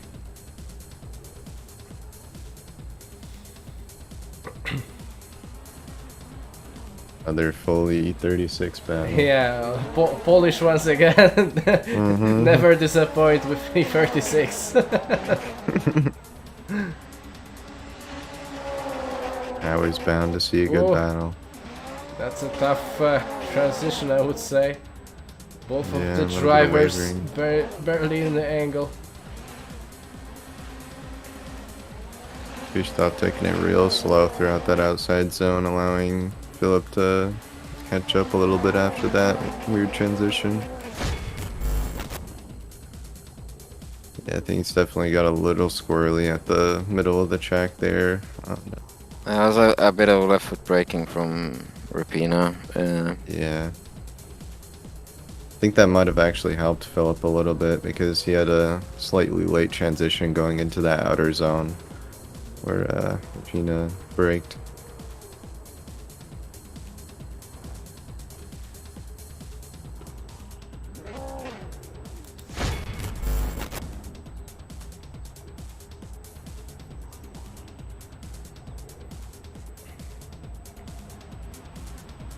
Okay, here we go. Filip right now at the lead. Krzysztof in the chase. That's a little bit of a connection issue from Philip there. Weird initiation, I would say. Yeah. Tire drop from Philip as well going into that outer zone. Fixed the line though going into this outer zone sweeper here. Krzysztof just keeping real nice on the door there.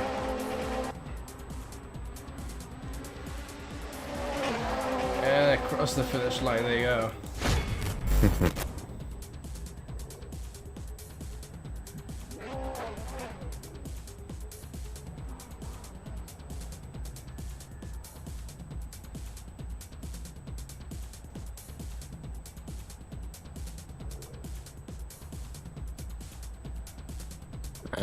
In this battle, I think Rapina wins. I think the judges are.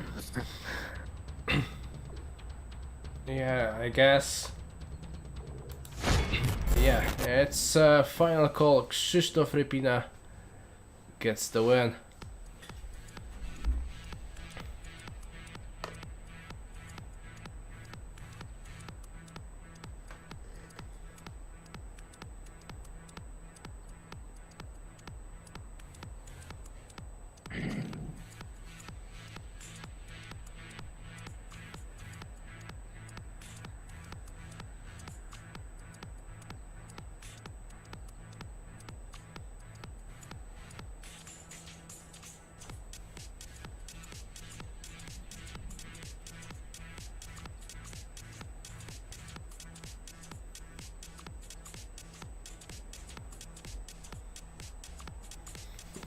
Okay, so we have some protesting from Vadim.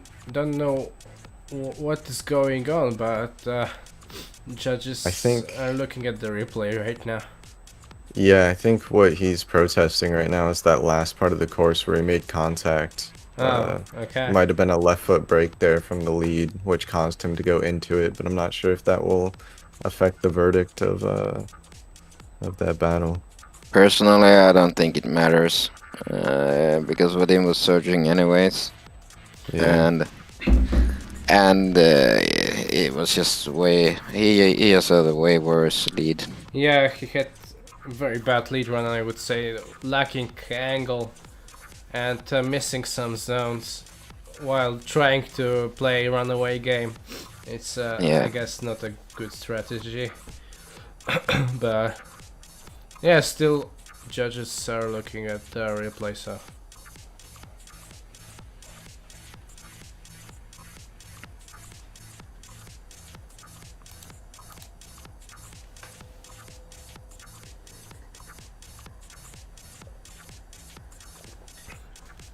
Kruczek video, we are allowed to cheer our guy or no? Yeah, you are allowed to cheer anyone you want. No worries, let's go.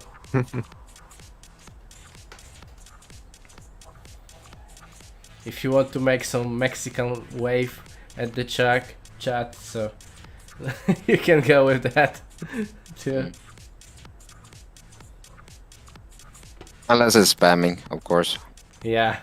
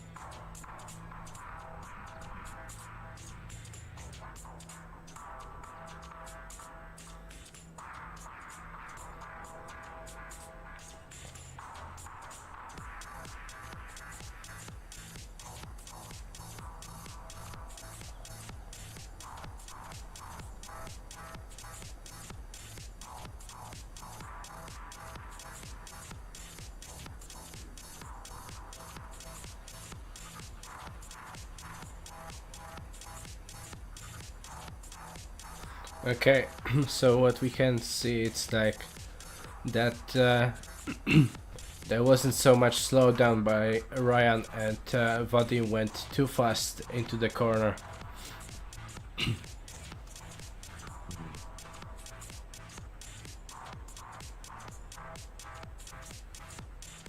Yeah, I think Olaf was right by saying he surged up really hard. Yeah. Yeah. I think the judges are just gonna go with their original decision.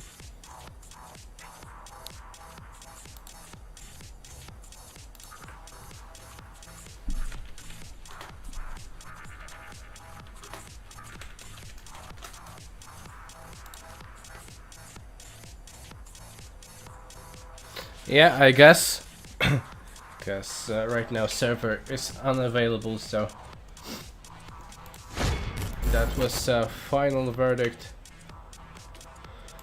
And Ryan Eldina still got the win from that one. Mm.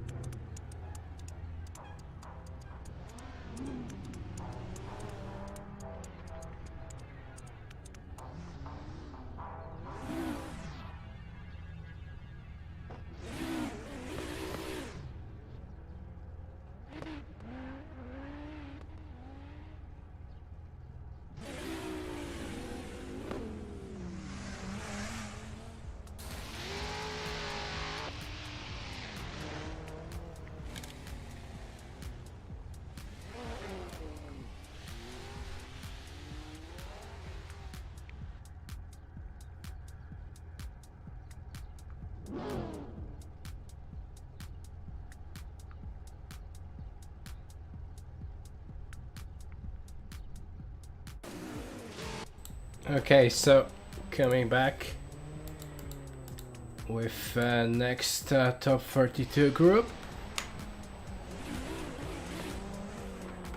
I think we're nearing the tail end of it by now. So Wojciech Wawryka and Ilur Mustafin. Let's go.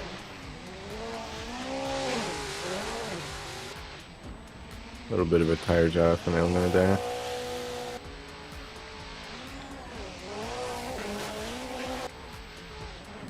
Very tight line from Wojciech. Yeah, Ilnur is also very aggressive. He was aggressive though in the top 48, but he's still taking very aggressive approach. Cutting the track a little bit to gain that proximity on him.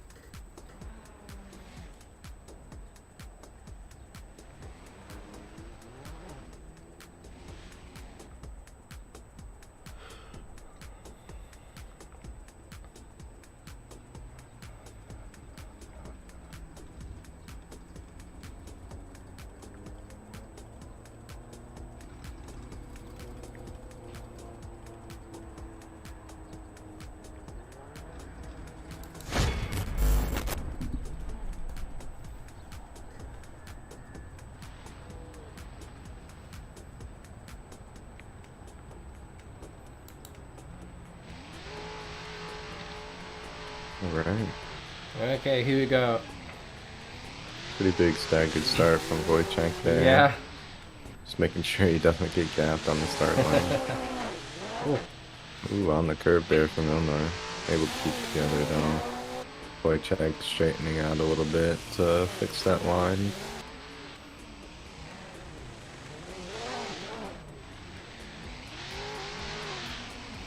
Ilnor with a little bit of wavering, get into that zone. Kołodziejczyk just very slowly getting tangled there on that last corner. Yeah, Ilnor has a really different approach than most of the drivers. He has very long gears and barely touching this red line though. Yeah, he's just cruising it. Yeah, right in the middle of revs all the way. Okay, so judges decided that Wojciech Wawryka, because of a better lead run, gets the win from the previous battle. I agree with that as well. I think it was just a clear case. It also proves that lead runs do or have a bigger effect on a decision. And the next one is Sami Sastamoinen and Vladislav Jakulewicz. So right now, A little bit of contact there from Vladislav going into that first corner. Getting real aggressive.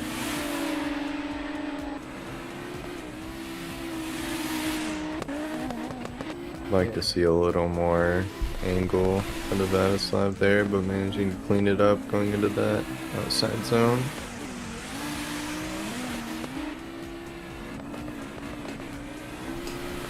woo, that was tight. Touching. I think we could have seen a little more angle out of Vladislav on most of those corners, just to flow with the leads line a little better, but overall proximity wise he was pretty much there. Yeah, like he was taking more proximity approach than angle approach. Yeah, I'm not sure how the judges are gonna weigh that, but I think the reason for that is that Sam is driving more like a Formula D driving style, where you add a little bit more angle towards the end of your or before the initiation. yeah. So Vladislav was caught in that a little bit, caught up in it. Okay. Maybe a little bit unexpected. Yeah, most people drive more European style here. Okay, so it's Vladislav right now in the lead. Also lacking just angle. getting away from him, yeah. Oh. Same seems to catch up a little bit more though. A little bit of delayed transition. Look at but Sami right there now. on the door. Look at that. It's right there. It's like a little bit sloppy across that last outside zone. You could see again the FD style from Sami there. Should have taken off angle a little bit earlier and not adding it at the end of the zone, especially the last one. I think that might have been a little bit of his downfall. Yeah. I personally, I think this should go to one more time. Usually But- you are correct on these things, so we'll see how it goes. Yeah, but I think it should go to one more time, but it might be Vladislav. Yeah, I feel like Vladislav had a little cleaner of a chase run, but his lead was also a little bit wavery across the midsection to last part. Yeah.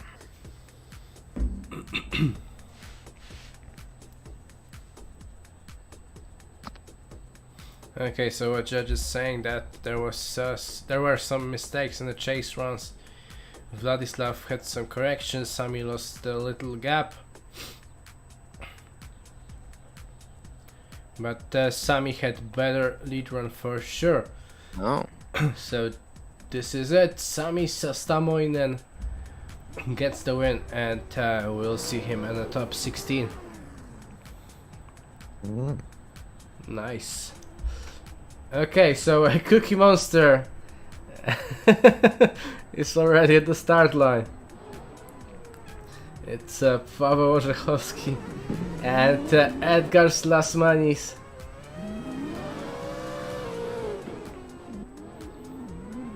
So let's see how this one goes. Big angle there from Pavel, just throwing it into those zones. It's a difficult matchup here with the Mustang versus And the the tiny RX-7, RX. Yeah. Yeah. Gotta keep up with that small thing.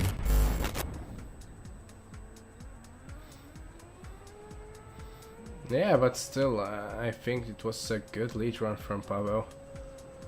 Yeah, it was nice. He's keeping it smooth across the transitions there, filling most of the zones. The angle was also a pretty big portion of his run. He was just throwing angle into each one of those corners towards the midsection of the course. I think Edgar's adjusted accordingly though. When it comes to the line correction. Okay, so right now the bigger one. Oh no! Ooh, contact. Contact. Big initiation there from both of them. I think Pavel just made a little bit of contact with Yeah, Edgar's there. like Paweł was too aggressive with this one. Yeah, and it just forced Edgar's into the wall. Yeah, it's a 10-0 mistake for Paweł for the second one. That's unfortunate there. Yeah, let's see it once again with the replay. That's what you got to be careful of when it comes to these really tight courses, is any sort of contact towards the initiation. If there's a wall right there, Yeah. it's pretty much game over, unlike a lot of the other ones. Okay, into the next one we go. Warren Greiner and Joachim Hauge. Warren in the lead, Joachim chasing.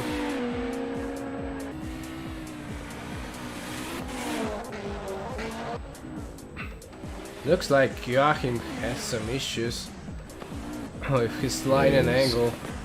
He's losing a little bit of proximity there, but he seems to have caught up. Seems like what a lot of these drivers are doing is struggling with transition times when it comes to these lengths of these cars too. Because if you don't set yourself up perfectly for transitions, then it pretty much messes up your entire line, and then you got to correct it towards the midpoint. Yeah, and I think there was a couple of tactical faults from Joachim down the line. It started early and it just kind of escalated. Yeah, when it comes to losing proximity in those transitions, it's when you try to catch up is when the transitions start to get sloppy, and then it's just a snowball effect from there. Yeah, I agree. Quite literally a snowball effect, since we're in this snowy Yeah. biome. Snowball effect coming hard this time. Okay, so Joachim right now leading. Big Woo! angle from Yahim there. I don't think Warren was expecting that. Yeah, like too much angle there. Yeah, it looked like he was about to oversteer. Warren adjusted accordingly, though, not making too much contact with him. Yeah, but Warren also somehow managed to avoid any major contacts because it could really go bad. Yeah. I think that one might go to Warren. Yeah.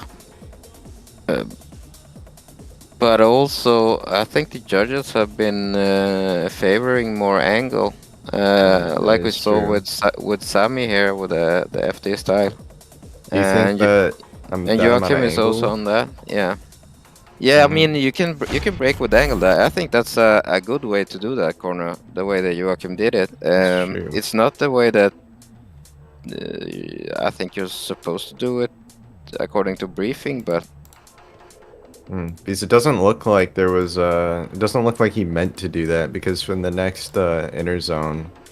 Oh, it looks like we have a verdict Yeah. actually. So, Yeah. okay. Joachim, great lead run, and after contact from Warren, lost a little. Yeah, so judges decided that it was Warren's fault with that contact.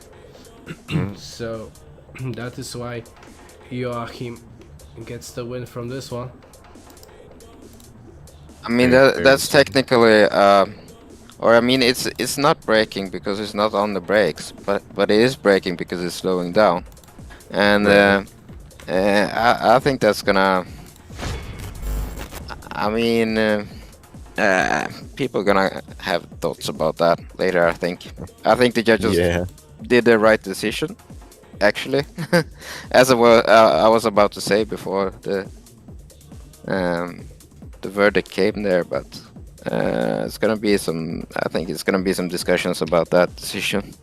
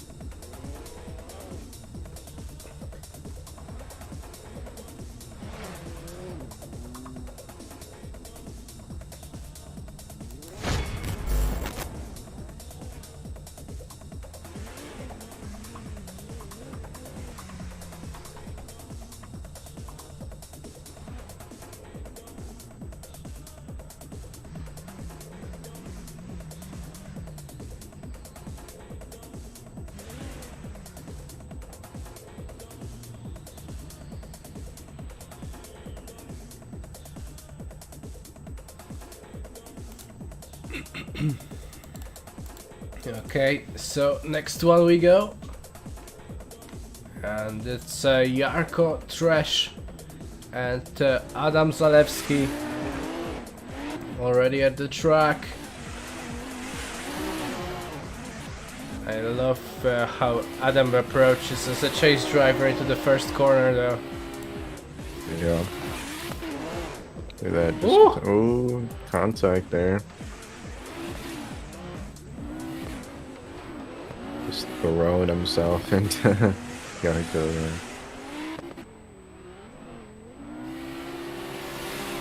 Just keeping it right there across the finish line.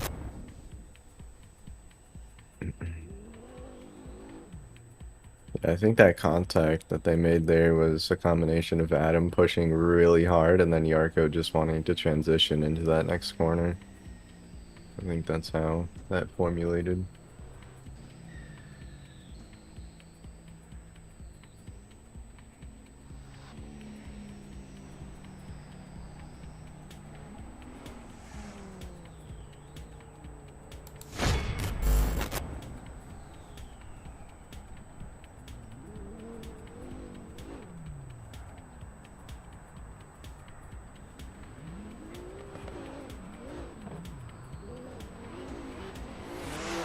Okay, here we go.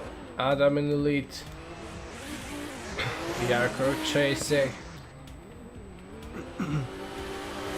Adam with a little bit of a shallower line going into that.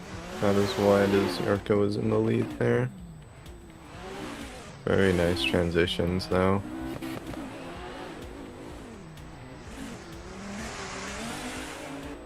Jarko is also smooth with this one, really. Yeah, look at that. Keeping it calm and collected across the finish line. So if we take the hit out of the equation, I think Adam did a better chase. I think Jarko might have had a better lead, but also around the touch there, Jarko was increasing angle in 2 steps. Yeah, it's all about the contact there. Yeah.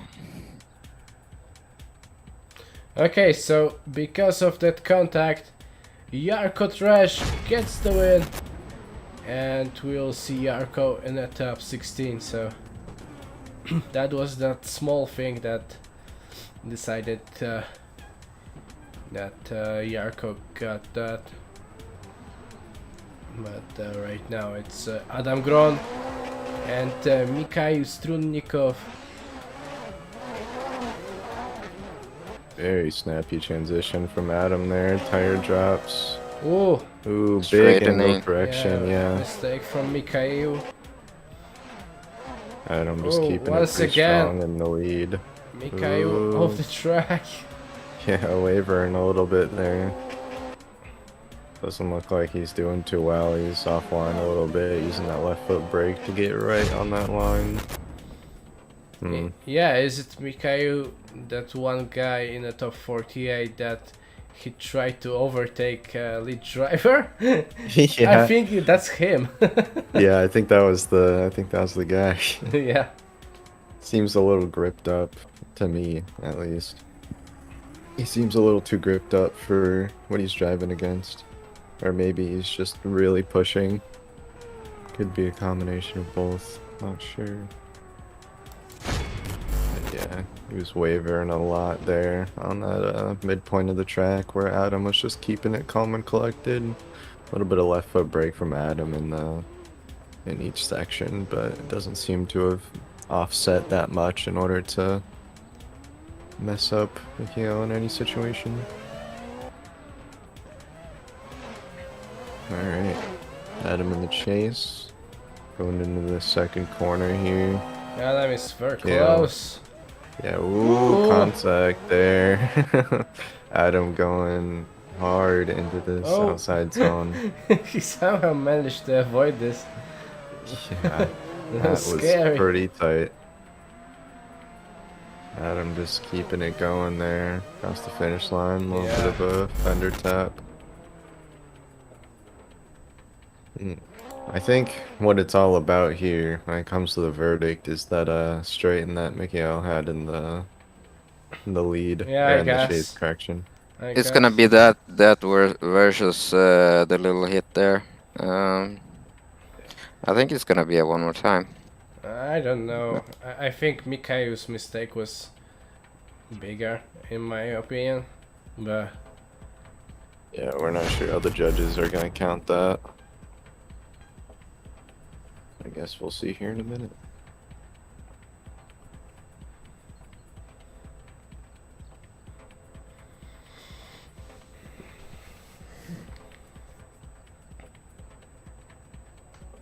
So let's go back to while we wait. Go back to the ice driving. yeah, Ah. let's go, Professor. No, we got a verdict there. Sorry. Okay, so it's a 0 for Mikhail in the first run. So even without that contact, Adam Gron gets the win. So it's Adam that goes to top 16.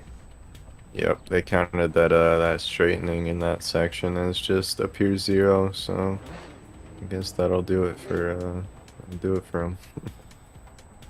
Okay, Peter Terefenko and Łukasz Tasiemski on the track.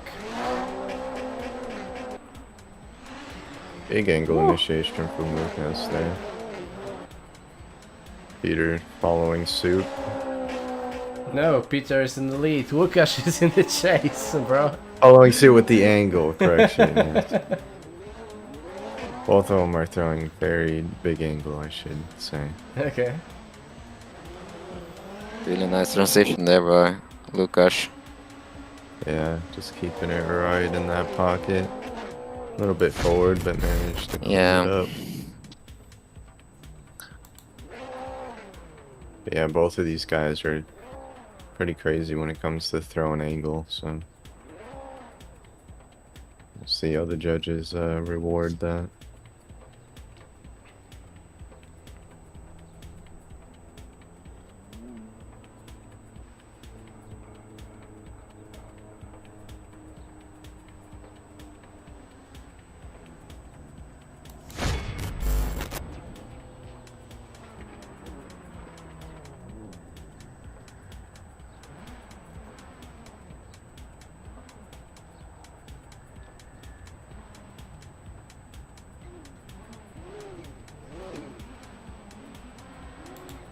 Ooh. Looks like Peter was sleeping on the line there. Oh, Practically trying to catch up. oh no. Yeah. That was, yeah, really not good for Peter there. I think he started off like maybe a second or two afterwards. That's not a great tactic. No.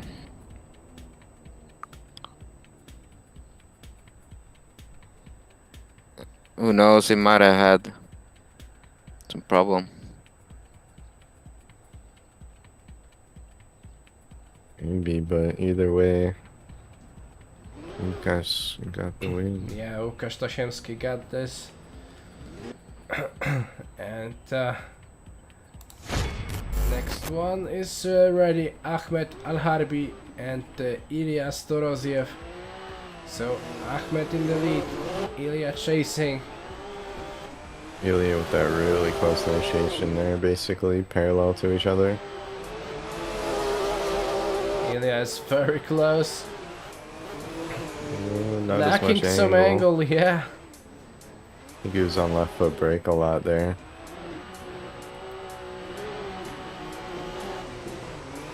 Just trying to get as close as he can. A bit of left foot brake to get behind Ahmed. Yeah, but Ahmed pull up really good lead run. Yeah, Wide, he looked very wide, fluid. nice angle, fluid. I wonder if there's a, I mean, huge downside having the Toyota on this track. Which Toyota you talk about? Yeah, the large, The larger one. Okay. The JZX 100, yeah. Yeah. Might be, yeah. Yeah, might be, but I love I've seen people big be very cars, fluid. so it's not an issue for me. But for some of them, could be really harder task.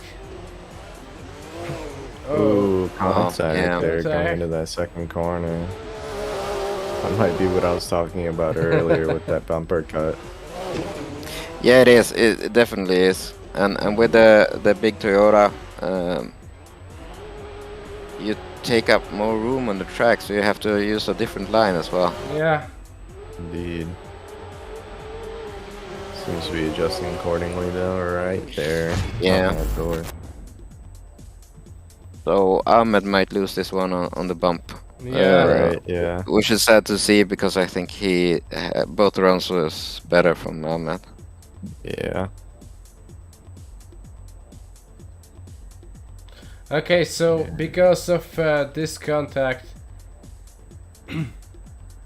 Ilya Storoziev gets the win. But I don't know, because Yes.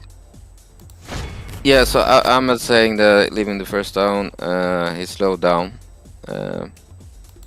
which I think he did, but he didn't do it with the brakes, so I don't think he's gonna win that protest. okay, so that's gonna be a replay break. Suppose so. All right, so we can talk a little bit about. Yeah, let's talk about ice. icy weather. These conditions. So we were talking about this would probably be quite slippery with these tires. So the next kind of tire you got when you drive on these kind of roads is the studded one. There's actually a middle ground as well, which is a tire that is built like suction cups. Okay. So it's a studless winter tire, I think they call them. Okay, because I was really curious about like Monte Carlo rally when there's a lot of asphalt stages, but they are still icy. There's not much snow there. Yeah, so there's a funny story about that where Lancia hired people to clean up the roads, Okay. and that's how they beat the Quattro. But anyways, no. So you have those, but those tires would burn on a stage like Monte Carlo. So I think you might be just better off with some kind of rally tire, a softer rally tire, Yeah. and just live on the ice. But so the next tire is the standard road going tire with studs. You have a maximum amount of studs allowed in traffic, and the what do you call it? Like the reach of the stud, how tall it is also limited. With that, you have like, let's say 50% more grip or something like that, but you have a lot more braking grip, and it's a lot safer to use that on an icy road. And after that, you have something in Sweden that's called lappy tires. It's a old guy that makes studded tires, and he makes them for there's a large industry up here with car testing during the winter. Okay. And brands like AMG, Mercedes, and Lamborghini and stuff, they test on the ice, and then they use these test tires, lappy tires, which are studded with longer studs. I think it's from trucks, and there's a lot more studs. So those are like, I don't know what to compare them with, but it's not up to the level of a gravel road, but almost that amount of grip. And after that, you get onto the ice racing tires or rally tires. So the tires we most often use on the lakes are the rally tires, from VRC. Yeah, like they're spiky tires. Yeah. Okay, so that's a final verdict from judges. Ilias Teoroziev still gets the win, and I guess that was last battle from top 42. Yeah, I'm really curious about studded tires, because if I'm not mistaken, they are not allowed to drive on the road with studded tires. In Sweden, you can use studded tires. Yeah, you but can use on certain roads. You can use some chains on your tires. You can just put it from your pocket, make it into chains into your tire, and then you can use it. But not at every road, but at certain mountain roads, you are allowed to do so. Back in Poland, or because in Sweden we have you actually have to have winter tires, and that's most often studded tires. Okay. Between I can't remember the dates, but it's during the winter, so it's about 4 or 5 months. Okay. But we do have studded tires on the road. It's not like the rally tires though. The rally tires are really fast, especially in ruts. It's so fast that, like when the VRC rally cars are doing their thing, in ruts they're probably as fast or faster than on asphalt. On a lake they're slower. It's more like a gravel road with gravel tires. But after the VRC rally tires, you have either the cold cutter tires that I've developed together with the cold cutter. You can see them in the Aspo video where he drives his 1000 horsepower Supra. So those have a lot more grip than the rally tires if they're done correctly.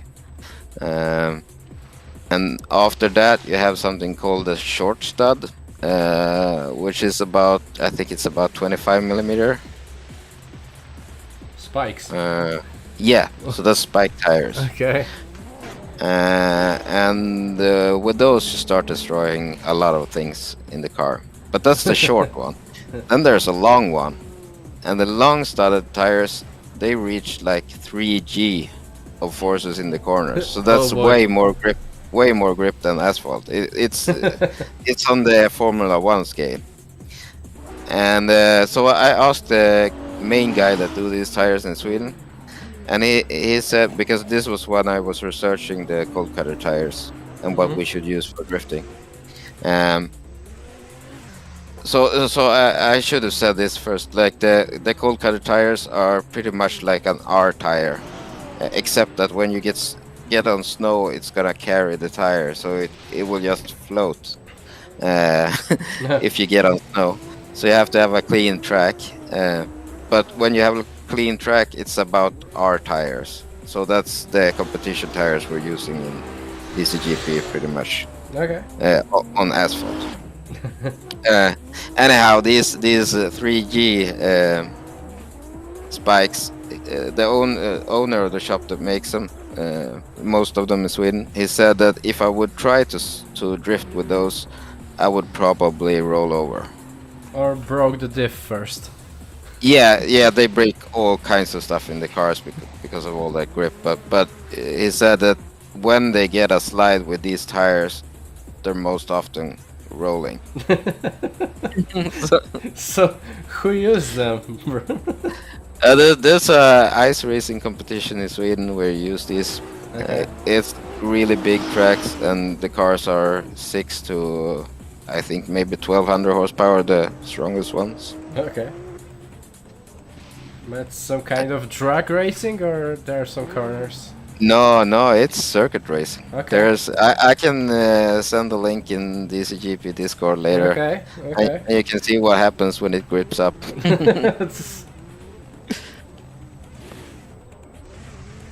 No, but we mostly use for ice drifting. We mostly use the rally tires. They lose the studs when you push them too hard. So about 200 horsepower is about where you wanna be with the cars. Because the tires are really expensive. Yeah.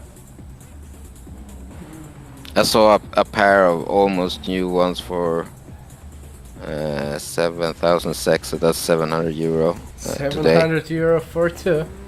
Yeah, used. Used. Okay. Yeah. That's not cheap. No, I think they're like 5,600. They're like around 500 to 600 euro each if you buy them brand new. Okay. So you don't want. Yeah, when I spoke with Frederick Gospel when he had tried our tires, the cold cutter ones, and he said that he would probably have used about 20 of the rally tires shooting that video on YouTube. Okay. And the tires we made, they lasted for the whole day. But they did show some signs after using 1,000 horsepower on them. For sure. He's a really cool dude, by the way. He is a great guy. Never had the opportunity to meet him, but maybe somewhere in the future. Who knows? Yeah. Who knows? Yeah. He's gonna greet you like his friend. Yeah, he's an awesome dude.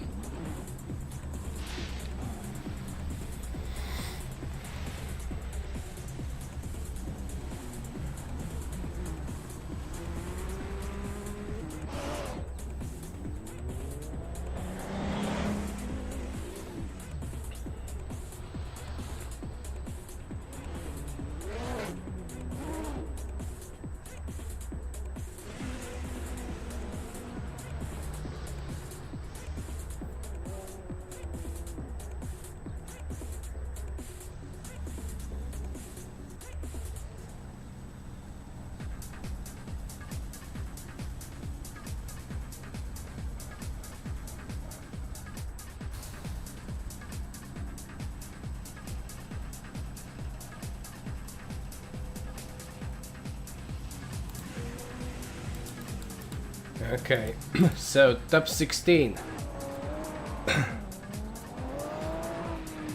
Top 16 first battle. Ernestas, Jakubelis and Tilstan Egorov. So Ernestas in the lead. Tilstan chasing.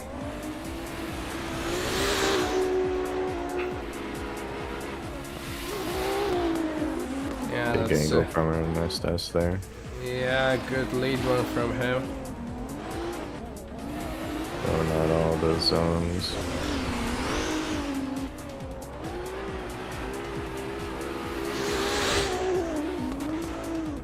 It's like a very controlled lead run. Yeah, Chase run very, was also very pretty good. aggressive. Yeah. Egorov again straightening on the straight. Um, Yeah, it's a top 16 right now. So it's not a practice, it's a top 16. yeah.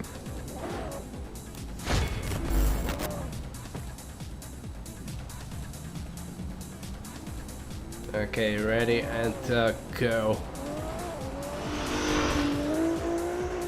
Yellowstone leading now. A little bit of a tire job there. Marnus does into that inner clip.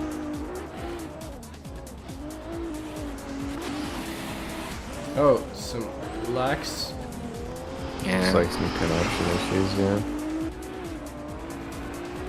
Seems to be a common theme today. Oh. Okay. That's some bad internet in these mountains, bro. So high up. Yeah. Switzerland, you need to work on your internet, bro. I think this is a clear win for Ernestas. But that's my opinion. And Yeah, we'll see how the judges think of that straight and on that Yeah. first run there. And also, Egorov was using quite a bit of techniques for gaining speed. The judges haven't. They haven't really liked that today, so we'll see.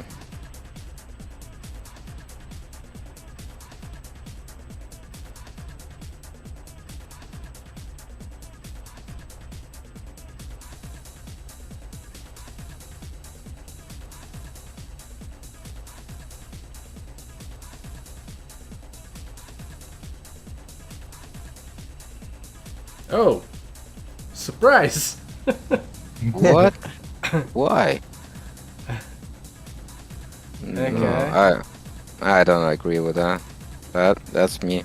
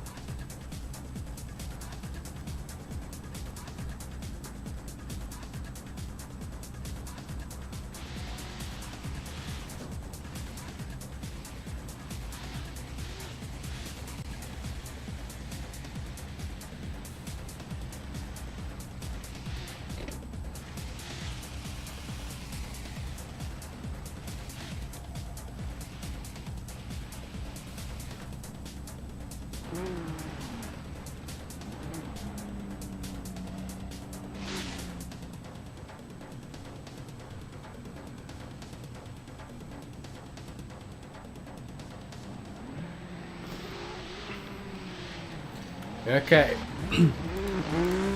Into the next battle we go.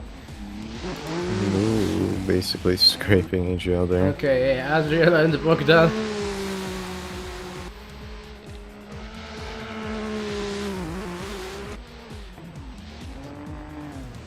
Big angle Oh. from Adrio there going into that corner, a little bit Yeah. of contact.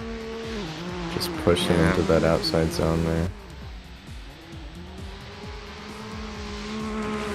With a left foot brake, tire job from Bogdan there and going into the last corner. This is another one of those difficult judging situations, I think, where Adriel isn't really making anything technically wrong, but it is changing pace a lot and making it difficult to chase. Actually, I think. Yeah, I agree with that. That big angle up there on that inner zone, I think, is what set Bogdan off, Yeah. which might have caused that correction going into that outer zone. So even if there was like a big hit there and you would have to go to a replay or something, I don't think Adriel would have lost that technicality because he wasn't on the brakes. I've got it up here. Yeah. So I'm pretty sure how you're supposed to do it is you're just matching the angle. That's what your goal as a chase driver would be in that situation. Just to match the angle with the slowdown. But here we go as we switch it up going into this next run here. Adriel just tapping Bogdan a little bit. Ooh, getting a little straight. Very smooth transitions from Bogdan there, going into this outer zone. Some left foot brake to get into the zone.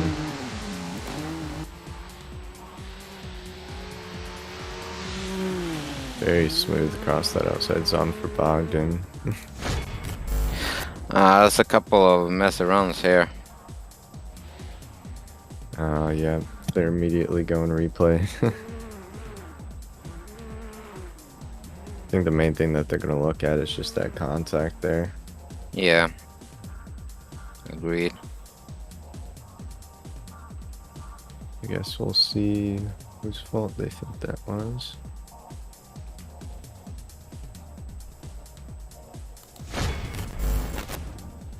Yeah, I was also curious about IC motor speedway, or how it's called in Sweden. Like you have some bikes and going around the oval icy track. Yeah, that's speedway. It's the same in Sweden. Yeah. As you might know, we have a lot of superstars in that motorsport, and I come from motorcycling, so. So what I can tell you about the ice version of it is often indoors with a. Okay. Like hockey. So. Yeah, almost. Yeah. Like the rings, and you like the walls are really close to the track. Okay. Which I think speedway usually has been like for many years. I haven't watched it lately though. Is it still like that? You go into the wall when you go off? I don't know. Anyway, with the speedway bikes, the ice racing bikes only have studs on one side, so you can't turn to the right. Yeah. My friend of mine was driving speedway, but this summer version of speedway, but he said that you can turn right with this motorbike. Yeah. With a speedway bike, you can still turn right, but it's not made to turn right. Yeah, for sure. But with the ice bikes, you actually can't turn right because you don't have any grip on that side. There's no studs there. Because the studs are only on the one side. Yeah. Whoa. A little dangerous. Okay, so judges said that he watched that contact before outside zone 6. There's a diesel zone, but Adriel almost stopped, so judges said it was unchaseable. And that is why Bogdan Chirbus gets the win. Yeah, so that's the other technicality you can win by. Unchaseable lead. Yeah, unchaseable. Yeah, I think that's what happened there. It's where you throw so much angle that it's basically unchaseable. I think that was a good choice by the judges. Okay, Piotr Polinkevich and Sławomir Duda, so both guys teammates from Yellow Motorsport. Both from the same country too. Yeah. Yep. Very nice transitions there into that outside zone.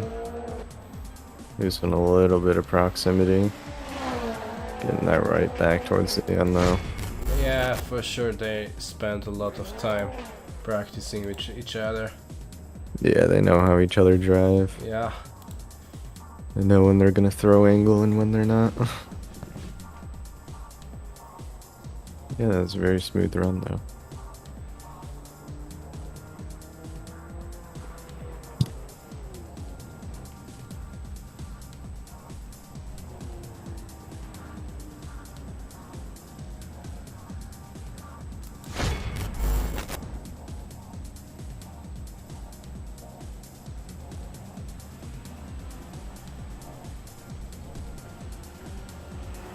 Okay, here we go. Sławomir and Piotr. Very tight line going into that straight section.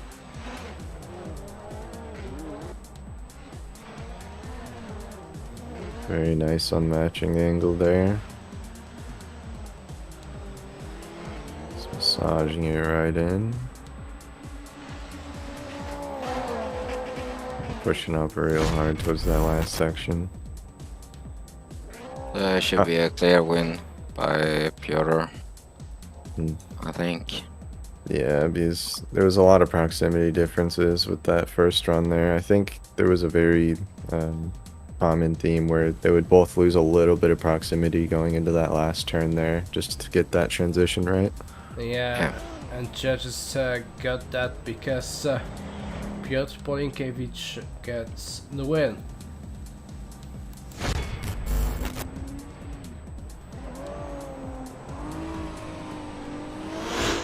Here we go, next battle. Krzysztof and Ryan.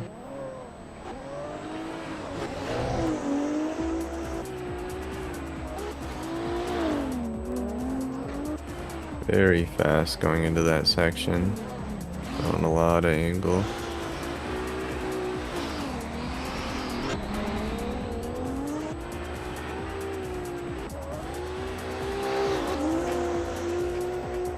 Ryan just pushing up real hard towards that finish line. I think Rhea did a great job here. Yeah, it was nice. So this battle is... It's gonna be decided on this run, I think. Maybe. Yeah, I think Ryan did what they needed to do, is just keep that proximity up, really consistent. Really nice transitions across the board. I'm saying it like this because Krzysztof has a lot more experience, I think, than Rhea, and is a favorite to this battle. Yeah.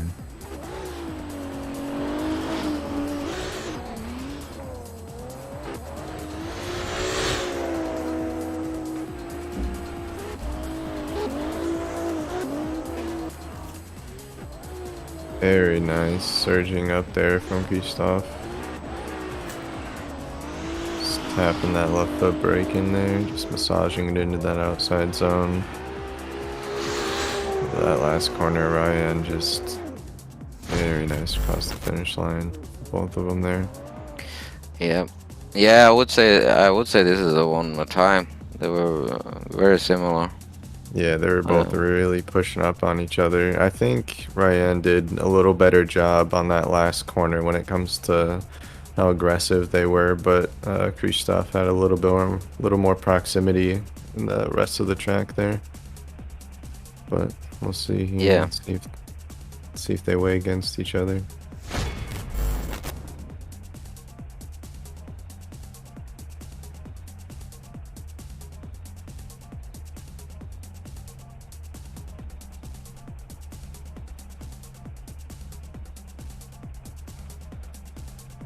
And it looks like we got a verdict.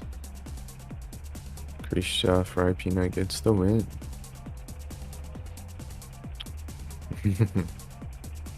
I like to say though, I think that it was down to the details, and Yeah, the nitty-gritty of everything.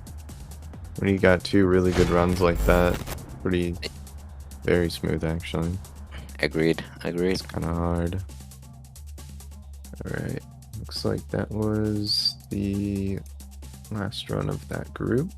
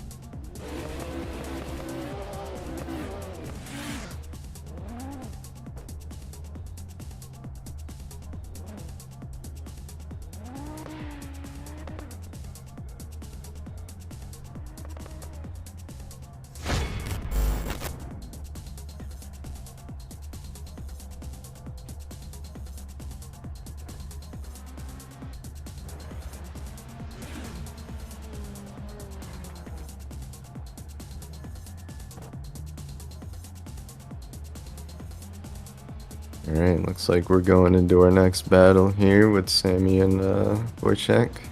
Sammy in the chase, Wojciech in the lead here. Very textbook initiation from Wojciech there. That right front tire drop. Ooh, that's a straighten, I'm pretty sure. From Sammy in the chase there, trying to catch up. Trying to keep that proximity, rather.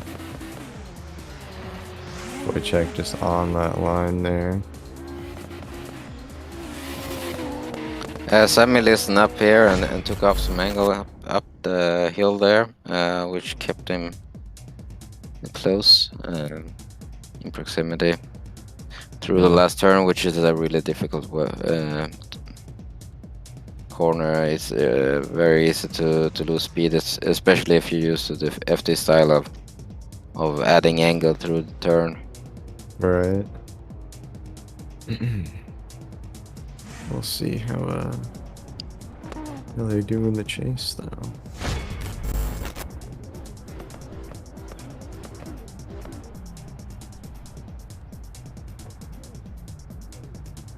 Yeah, I'd say Wojciech had a pretty strong lead there going. So we'll see how Sammy can compare there in this next run here. A little bit of a cheeky handbrake initiation from Sammy there. Wojciech just keeping on the pressure. No tire drops. Looks like another angle correction from chase driver Wojciech. Big angle from Sammy to slow down. Wojciech has to deal with a different driving style here. Yeah. But I know Wojciech can handle this, and he does, so I think this is a clear win for Wojciech. Yeah. Yep. Wojciech will get the win.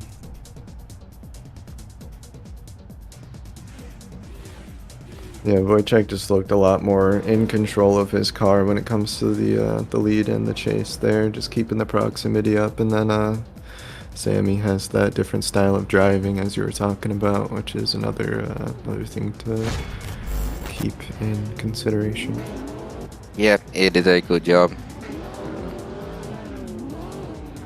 Alright, next battle here. We got Edgar's in the lead, or in the chase correction, and then Wojciech in the lead.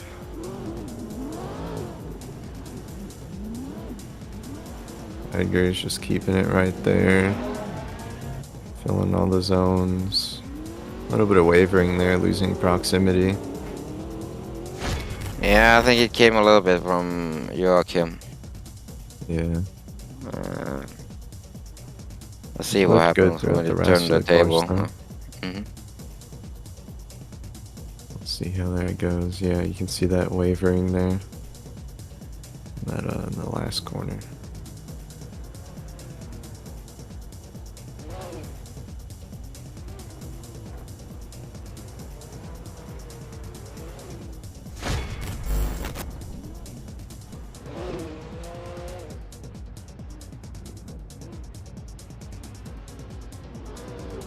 Alright, switching it up here. Voichim in the chase, and Edgar's in the lead. Ooh, that Oh. is not good. I think that was Edgar's. Yep. Edgar's just went way too far into the wall. Yeah, pushing it. Also, another thing with that Mustang you gotta be careful about is the wheelbase of that thing. Yeah, they had the size of it. Very long wheelbase. Unfortunate loss there for where Edgar's there. Yeah. Alright, here we go. Next battle. We got Adam Grant in the chase and Yarko Trish in the lead. Very textbook initiation there from Yarko. Adam staying clear of those tire drops. Model left foot brake from Adam in that section there with the inner zones. Good transitions though. Yeah, very nice transitions getting into those zones. Adam using a lot of left foot brake to his advantage there just to push him back onto Yorko's door. Yeah. Pretty solid run there from Adam and Yorko. Both pretty decent.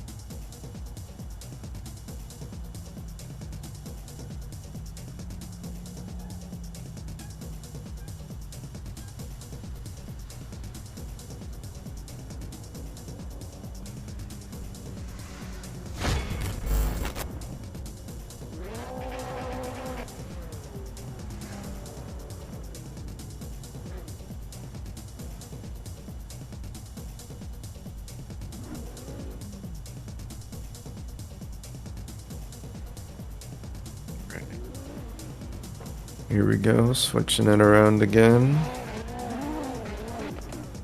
Adam with the very non-textbook initiation, starting the drift right after the chicane.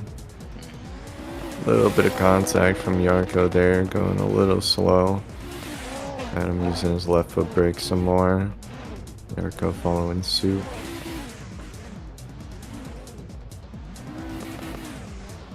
Adam keeping a pretty consistent lead there throughout that section.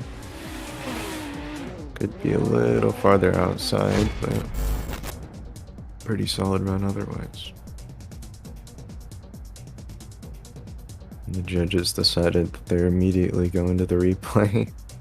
Yeah, I don't think they can blame Adam for the first touch there. The second one, I think they can. I don't think that one matters though. See which way it goes here though.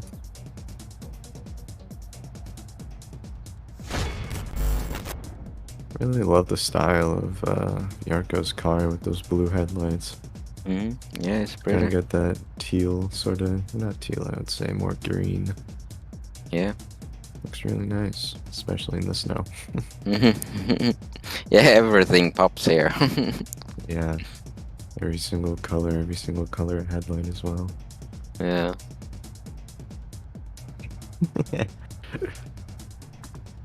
Got a lot of Polish chat here, and no Maki who that can tell us what they say. So Yeah, let me see. We'll see if he can, Yeah, get some like, of it out. did you left off your gas at the end? No, not at all. Okay, Mm. so I think you've got it. Okay, too much text for me right now. Some friendly competition going on. That's all Yeah. that needs to be known. Yeah. Now in the end here, Adam added angle with the steering, and that one he might get blamed for that one, but it's not gonna be about that one. It's gonna be about the hit in the beginning there, which I don't think you can blame Adam for. Right, yeah, that's pretty much just, he was going right into it. Yeah.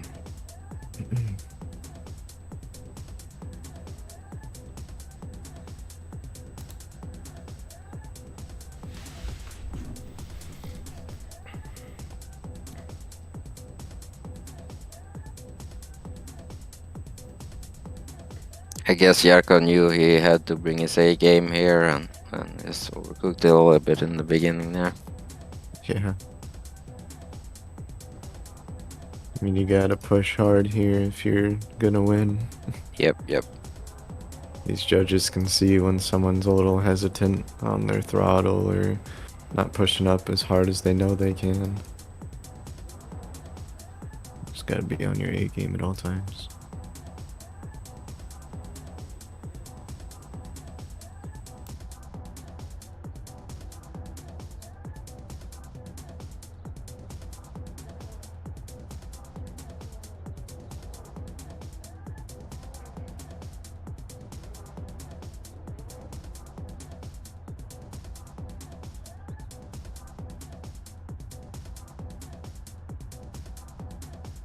Alright, so the judges are saying, so after one run, Adam had a little advantage, but 2 big mistakes on the lead run. First exit from second corner. Yeah, so Jarko's saying from the second transition, Adam lost angle, which is why I hit him. Too much angle lost. Alright. I'm glad they're being good sports about it, but it looks like Jarko Tresh gets the win. Yeah, so they did actually blame Adam for it. I thought it would. I mean, I see the point from Jarko. Yeah. I didn't think that they could judge it like that, but I didn't see the replay. Yeah, everything's more apparent in that replay. Yeah. We just got the our own cameras. Alright, Yep, next yep. battle here we got Ilya and Lukash. Oh, that's unfortunate. That looks to be Ilya's fault. It's from initiation there. Ilya blocked Lukash, which might have Yeah. messed them up. But there And was there's a no little contact, right? after. No, there was contact on that when Lukash manjied in. There was a little bit of contact between the front fender and then the of each vehicle. I didn't see that, but I believe you.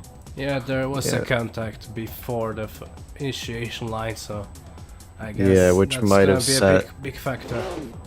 Yeah, I think that's what set Lukash off, which sent him into the wall there a little bit. Seemed to have corrected it immediately though, which is Yeah. nice. But see what Ilya can do in the chase.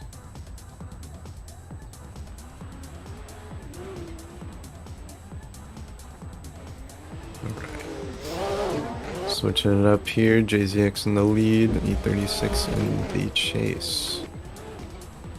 Big tire job from Ilya there. Ilya on that left foot brake a lot. It's getting corrected.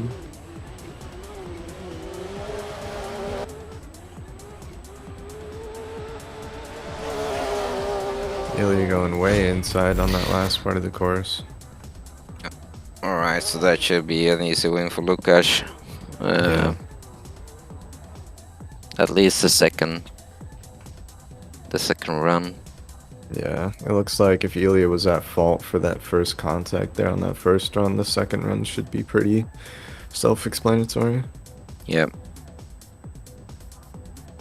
Yep, and as we thought, Lucas gets the win.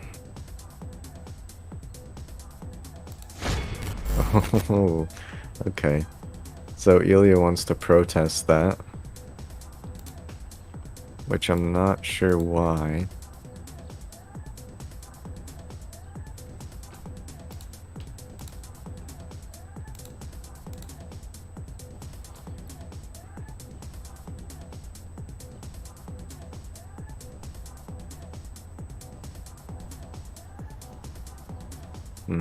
Okay.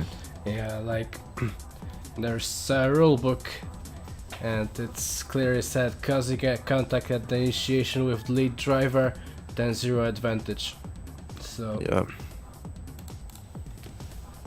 Yep, you gotta allow enough space there for the lead driver in order to do whatever sort of initiation they need. If you block that, that's more your fault than theirs. Yeah, there's no line here. So I guess what Ilya is trying to say is that you can only use half of the track for initiation.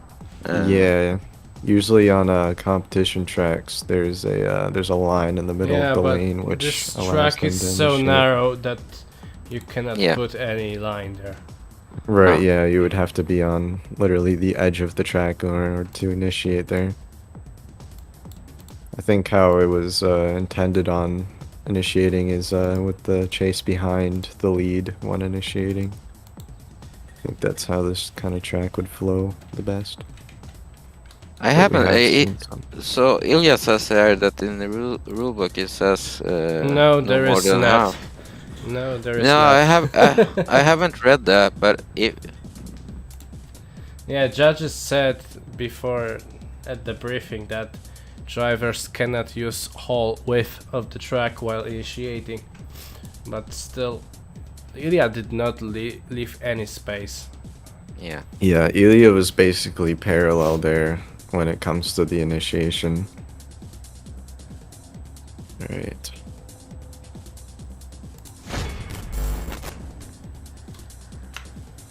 Looks like we are going on to the top 8. Just a quick restart here.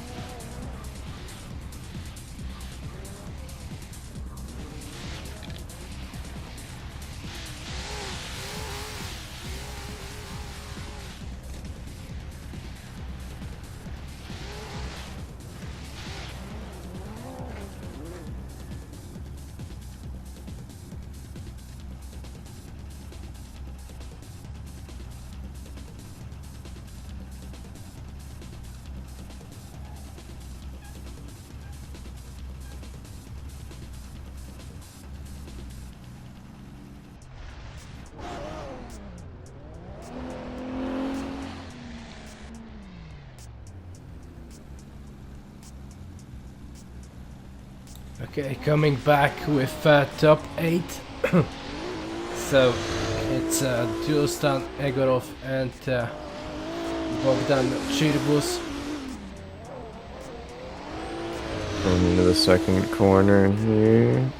A little bit of wavering from both drivers, but nice angle there.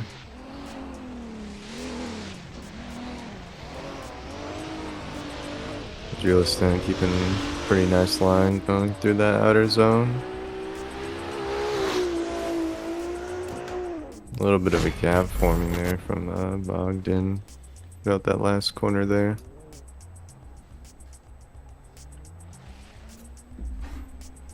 See if they can clean it up a little bit in the second run.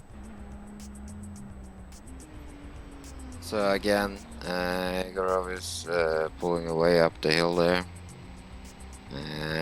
He's doing it by using like a Japanese style of drifting where you give it a flick into the corner and then straighten out of the corner. So the angle isn't held consistent, and I'm a bit surprised they haven't punished that before. It's definitely a fine detail to look at there, but here we go again, switching it up. S15 in the chase, BMW in the lead. A little bit of a gap forming there, Bogdan pulling away a little bit. Bogdan keeping a very smooth, fluid line throughout these outside zones. Duostan just keeping it real nice and tidy up into this last corner here. Going off track a little bit for Bogdan.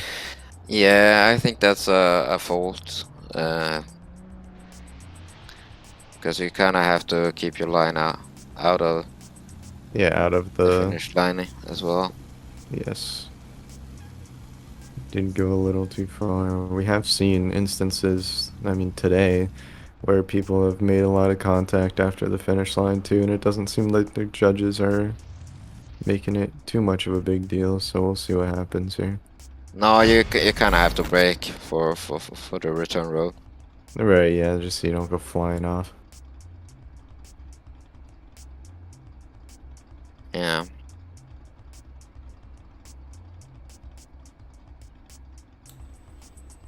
Okay, so Yeah. judges said that once again Duostan had bad lead run with a small angle, but Bogdan went off with 2 wheels off the track in the end. So as you guys said before, even Yep. after a finish line you still have to be on the track, so it's not like 1 meter away off the finish line you can go anywhere.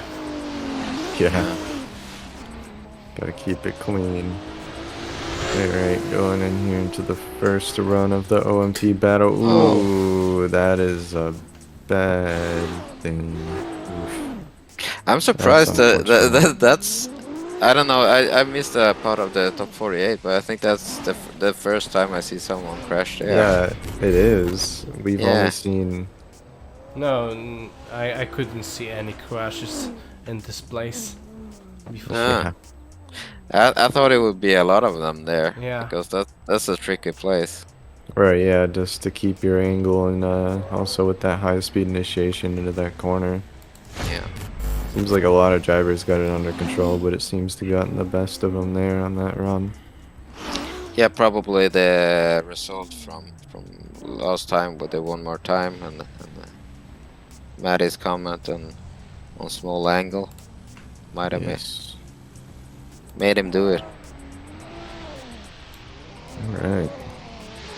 Here we go, switching it around for the second run of this OMT battle. Duostan in the chase, Bogdan in the lead. Bogdan lowering his angle a lot there, trying to stretch out to that outer zone. I think it's Duostan okay to do following. it there though, because you need the speed with you on the straight there. Yeah, you need to carry a lot of speed throughout that in order to get to the next zones. Duostan just keeping on the pressure there. Yeah. Just throwing Bogdan off. Alright, looks like Bogdan will get the win. Yeah, it was all because of that mistake that Julistan made on that first round of the OMT battle. Yeah.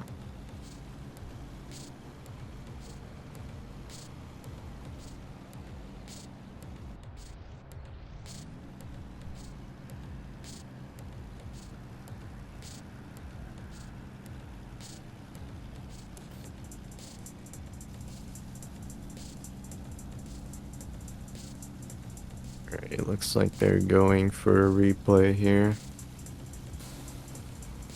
So I think they're talking about the OMT, or the reason why there was an OMT.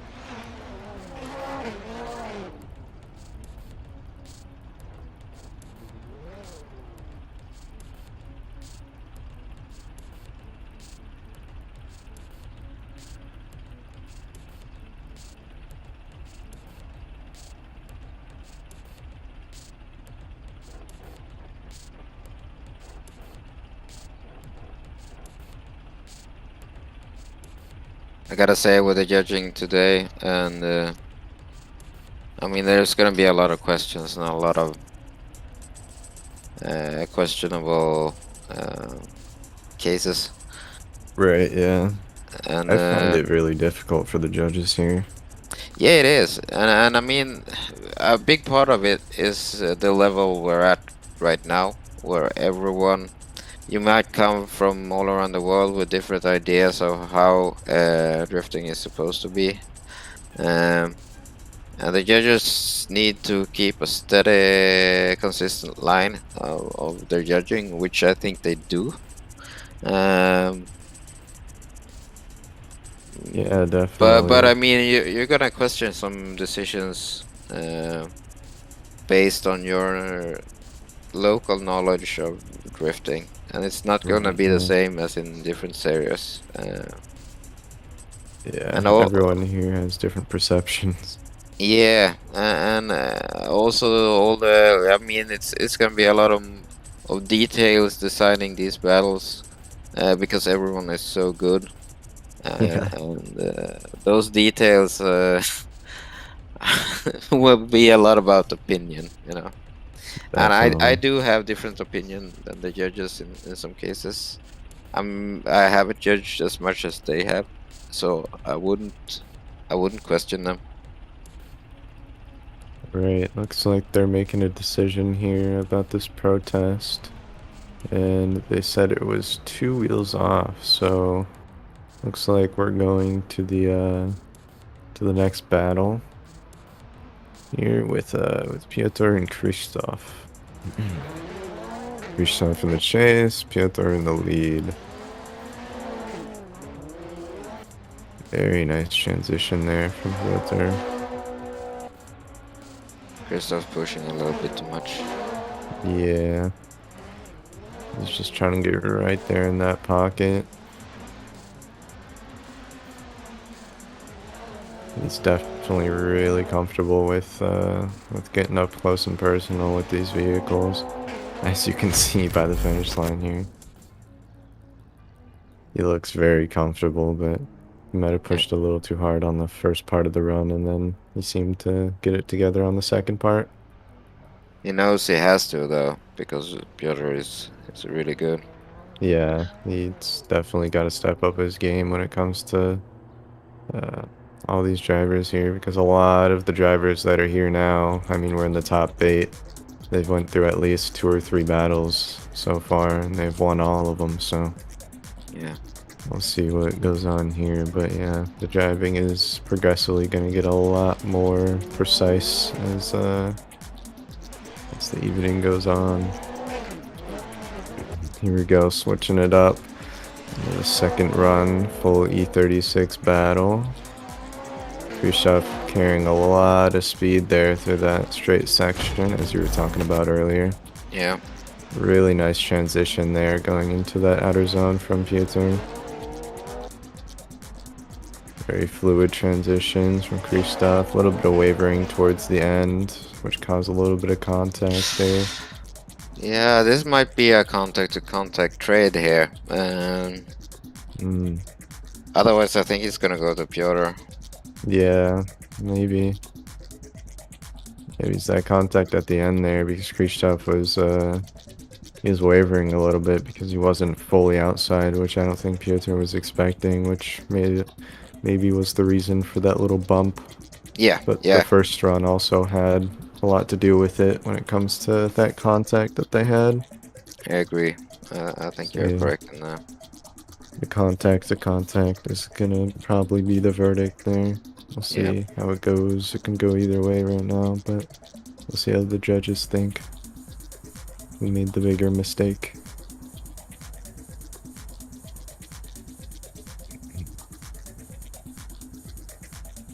It seems like they are having discussions. Yeah, I mean, they definitely go very in depth when it comes to their judging decisions. When it comes to discussing, it's not more of a like a one-sided thing, unless it's very obvious. When it comes to stuff being very obvious, that's a pretty quick decision. Yeah. But with very precise battles like this, where there isn't a lot of noticeable mistakes, and when there is a lot of noticeable mistakes, they're pretty even when it comes to that. Yeah. So let's see here. So judges are saying, so Piotr had in his first run dropped from wheel. Okay, so he dropped a wheel into the second corner, and but he had a better chase run, which is also what we were talking about. Just pushing up really hard. So looks like we're going for a one more time battle here between Krzysztof and Piotr here. So Good decision, I think. yeah, very fair decision. Krzysztof in the chase, Piotr in the lead. We'll see how this goes here. Carrying a lot of speed again. Krzysztof losing some distance, but quickly gaining it back. Big angle from Piotr there going into that next outer zone. Khrushchev just keeping it together, keeping in that little pocket, staying online. Piotr getting real close to that wall there. Good job to Khrushchev matching that angle towards the finish line there. I think we could see a fair pull away from Piotr there in the last corner. There was no tricks up that speed. It was just speed. Yeah, it was just the speed that they were carrying, because that was a really quick battle, or not a really quick battle, really quick run. So let's see if Khrushchev has the speed to get away from Piotr in this battle here. As we switch it out. Oh, change of plans. Khrushchev into the wall. Ouch. That has been seeming to happen a lot more often. Yeah, it's the pressure, I think.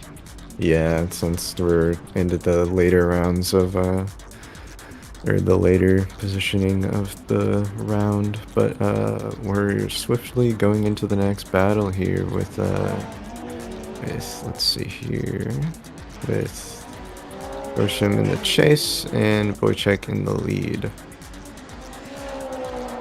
So Roshim just keeping that proximity up. Another E36 battle, pretty common theme today, seems to be working out pretty well. Wojciech keeping it pretty calm and collected there. Roshim a little offline, causing a little bit of contact, I believe, towards that finish line position. But it wasn't too much. No, it was also a left foot braking from Wojciech there, so... Yeah, he was left foot braking a lot going into that. That could be a technical win for Joachim. I guess we'll see here in the second run. Yeah. See how they do. Switching it up, Wojciech in the chase. Wojciech in the lead. Stuff gets confusing. Trying to navigate from everybody here. Yeah. Alright. A lot of speed being carried here. Big angle from Wojciech there. Wojciech keeping it real calm and collected. Staying away from any sort of contact. Left foot brake from Wojciech getting into that last outer zone. Just pushing on that left foot brake.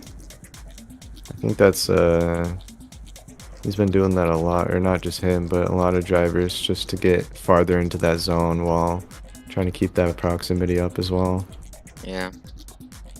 It's a good tool to have when you're entering those kind of zones. Where you gotta be pushing up aggressive, but you also gotta be on that outside line. We got some Wojciech fans in the chat. They're going going to replay now. The whole no, it's not. It's not the team.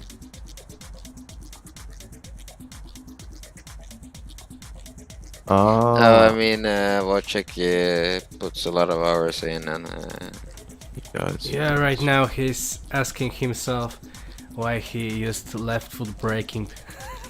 Yeah. And right now he's asking Piotr what he's thinking about it. I'm not sure it was in the. I mean, the hit could have been before the left foot brake, but it was really close together. So that might be a technical win for Joachim. But it can also be that he hit him right before the left foot brake. So, and then it's clean.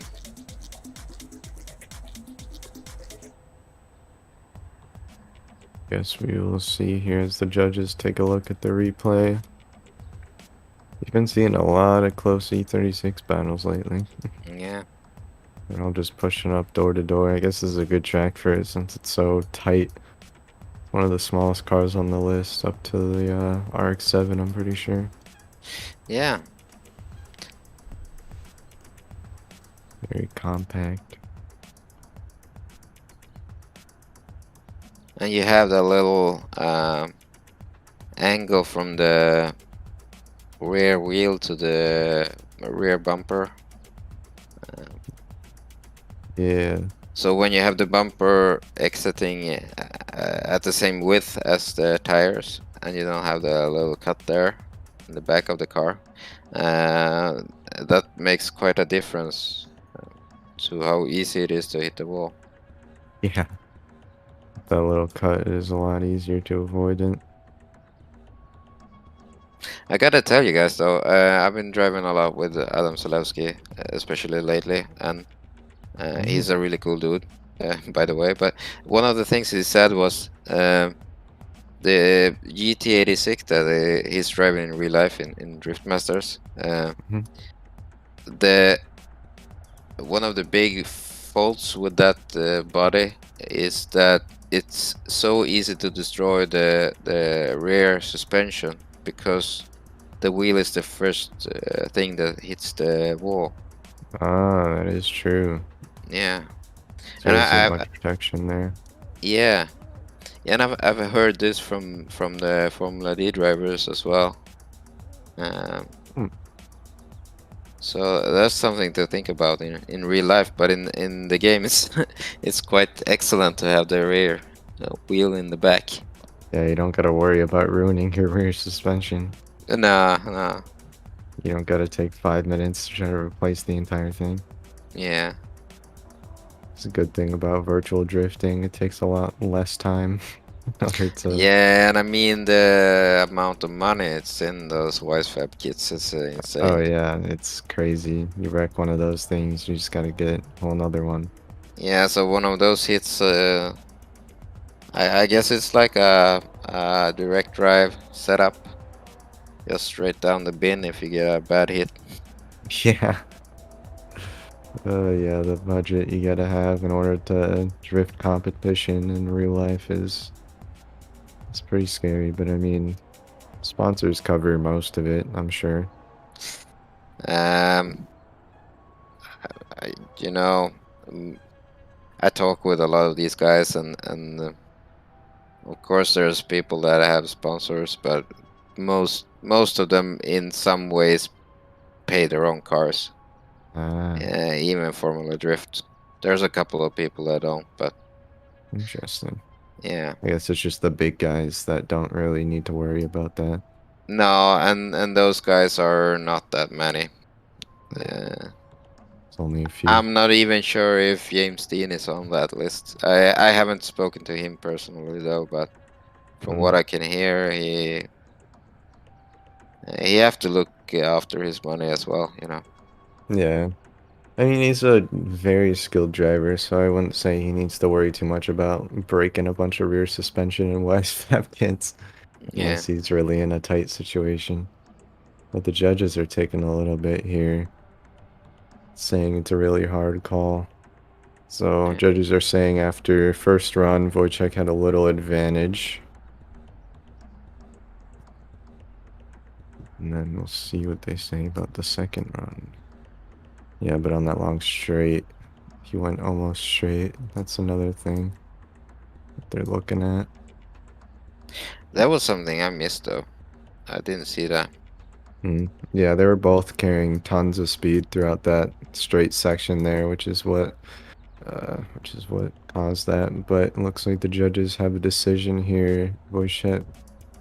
Yeah, I'm getting messed up with my words here. Wojciech gets the win. Looks like we're swiftly moving on to the next battle. We got Yarko and Lukasz.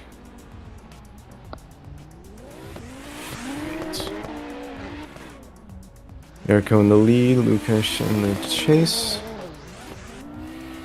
Big angle from Yarko there, going into that long straight section.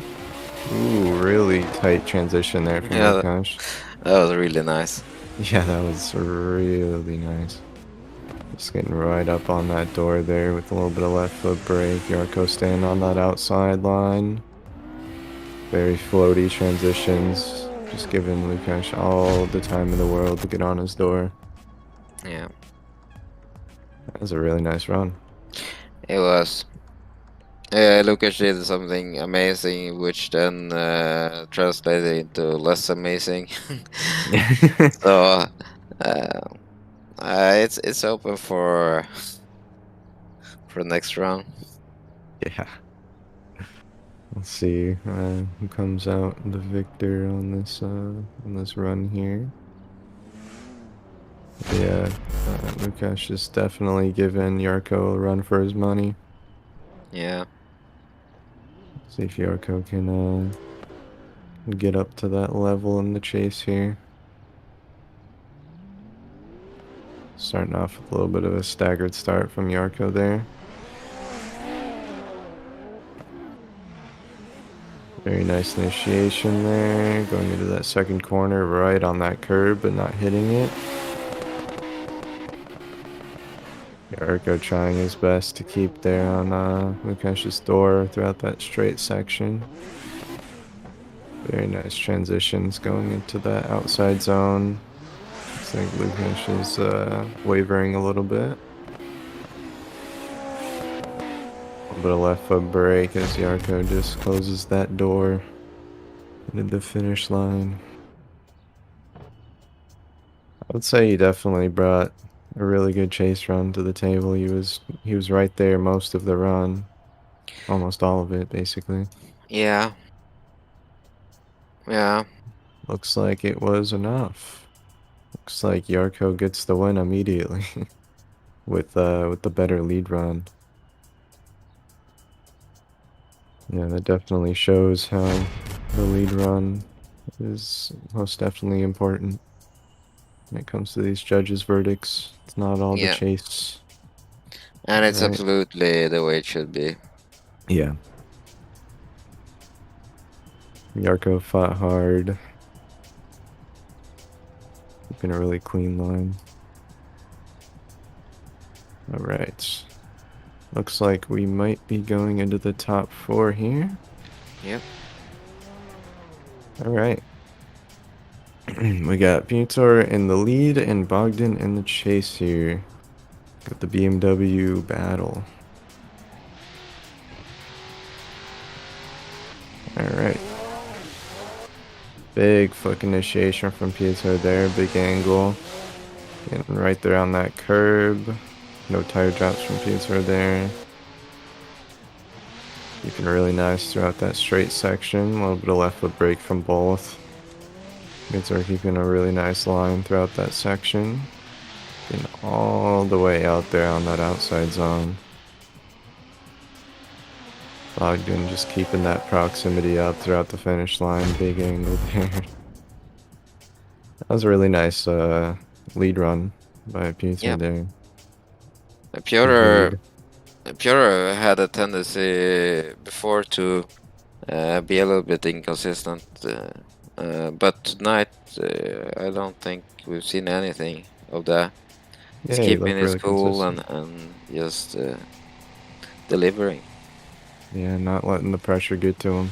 Yeah, Since we're in the top 4 now, this battle will go into who gets 3rd place, I'm pretty sure. The battles. Gotta take this battle and then the other battle and then battle them together. Alright, here we go. Bogdan in the lead, Piotr in the chase. Very small flick initiation from Bogdan, unlike Piotr. Going into that second corner there, very clean from both drivers. Keeping that speed up throughout that straight section. Very close transitions there as Bogdan just throws his rear end out. Keeping a very calm and collected lead line there. a little touch there. Across the finish line, Piotr just on that door. Looks like Piotr was struggling a little bit in the chase. when it Yeah, comes to that section. I think maybe these guys aren't used to drive with Bogdan here, and he does do a couple of things a little bit different, which I think set off Piotr. Yeah. I think Bogdan's gonna win this. Yeah, another one of Bogdan's strong suits was that straight section. He didn't look to straighten up as much as some of the other drivers do No. when it comes to carrying that speed, because you do need that speed, as you were talking about before, but he's able to carry that throughout the next section without losing too much angle, which gives the chase driver a really good lead to follow. Yeah, agreed. But yeah, we'll see what the judges think of this. 2 very good runs. But Piotr might be at his downfall here if the judges think what we're thinking. Yeah. I would really like to listen in, or I actually don't want, because they talk Polish. Yeah. Alright. So Piotr did a big mistake before outer zone 6 and after this zone. Took the straight line, so Bogdan had a better chase, and it looks like Bogdan gets the win. As we were thinking. Yeah. Very nice runs. Both just flashing their headlights. Or were. Alright, looks like we are going on to the next battle of the top 4. We got Jarko and Yoshi. Joachim. Voikin. Something like that. Yeah, I'm American, I have an excuse. Maybe you can start saying those names yeah. instead of me. I'll stick to my American names. Yeah. It's a lot of difficult names there. Around here. Yeah. Trying my best as an American. Looks like a little bit of a hiccup there. Got that outer zone section. Jarko just keeping that lead going though. Yeah. Pushing up real hard across that finish line. Alright. I think Joachim is gonna need a mistake here from Jarko. Yeah. That's what it's looking like right now. That was again a bit of tactical misses here. I think it comes down to experience. Yeah, it definitely could be. Because, yeah, this track definitely requires a lot of previous skill just to know how to approach these sections in order to Yeah, especially in do it chase. fluid. Yeah, in the chase, that straight section seems to be really hard for some people, but we'll see how they fare here as they switch it up. Yurko in the chase here. Big foot initiation from both of them. One real big angle. Starting to get a little straight there from Yarko.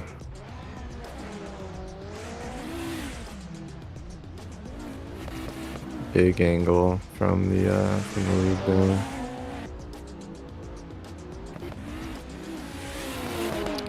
Very Yeah. fluid across the finish line there. So that was a pretty clear win, I think, for Yarko. Yeah, Yarko seemed really in control of his vehicle there. See what the judges think of it. Yeah, Yarko's been on fire this entire round. He seems to have a lot of experience. Yeah, it does. Been pushing I don't really know his hard. name from before, but I haven't been around here for that long. Yeah, I mean, you've been along here for longer than me, so you would know more. But it looks like Yarko Tresh gets the win. Very solid drivers. Yeah. I fully agree with that decision there. Okay, so my throat hurts really bad, but maybe I will try to join you guys, even for finals. It's the Alright. battle for third right now. Yeah, don't feel too pressured. No worries. You can just say a couple words. Okay. Oh my goodness, yeah, battle for third here. Two BMW E36s just battling it out. A little straight there from Piotr. Big big surge there from the chase driver. A little bit of left foot braking. Just floating it across that outside zone there into the last corner. Piotr getting real outside on that zone. Yeah, both lead and chase were great, I would say. Really Yeah, definitely fluid very nice. runs. Maybe Joachim made a mistake while he was exiting into a straight. He cut just a little bit at the inside, and then Yeah. he had some issues with his line and angle. But Yeah, and everything that nevertheless, Joachim looking has. Yeah, he has a pretty big advantage when it comes to his lead driving, because one thing I've noticed with his leads is that he throws lots of angle when it comes to all these corners here. You might be able to see it here in this run, but he's a very angle hungry person, so we'll see if the judges will reward that at all. They have liked it before, so Yeah, Yeah, looking good. very nice transition there from Piotr. You can see that angle coming into play. Piotr just keeping it Yeah. calm and collected, keeping Going it really close. outside there. Very nice there, a little bit of wavering from the lead, but a very nice run either way. Yeah, only mistake I saw, I was talking before, like Joachim did that's his chase, but I have to be picky really, cause no major mistakes. Right, yeah, no one is really making too many mistakes here. Guess we will see what the judges think.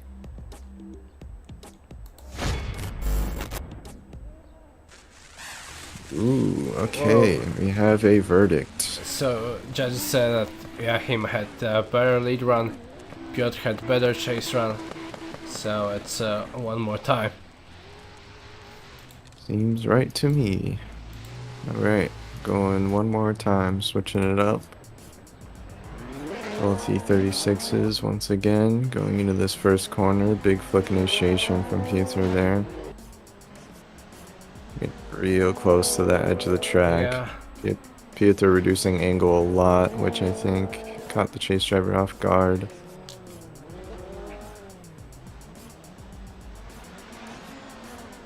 Pietro just keeping it real outside there. Oh.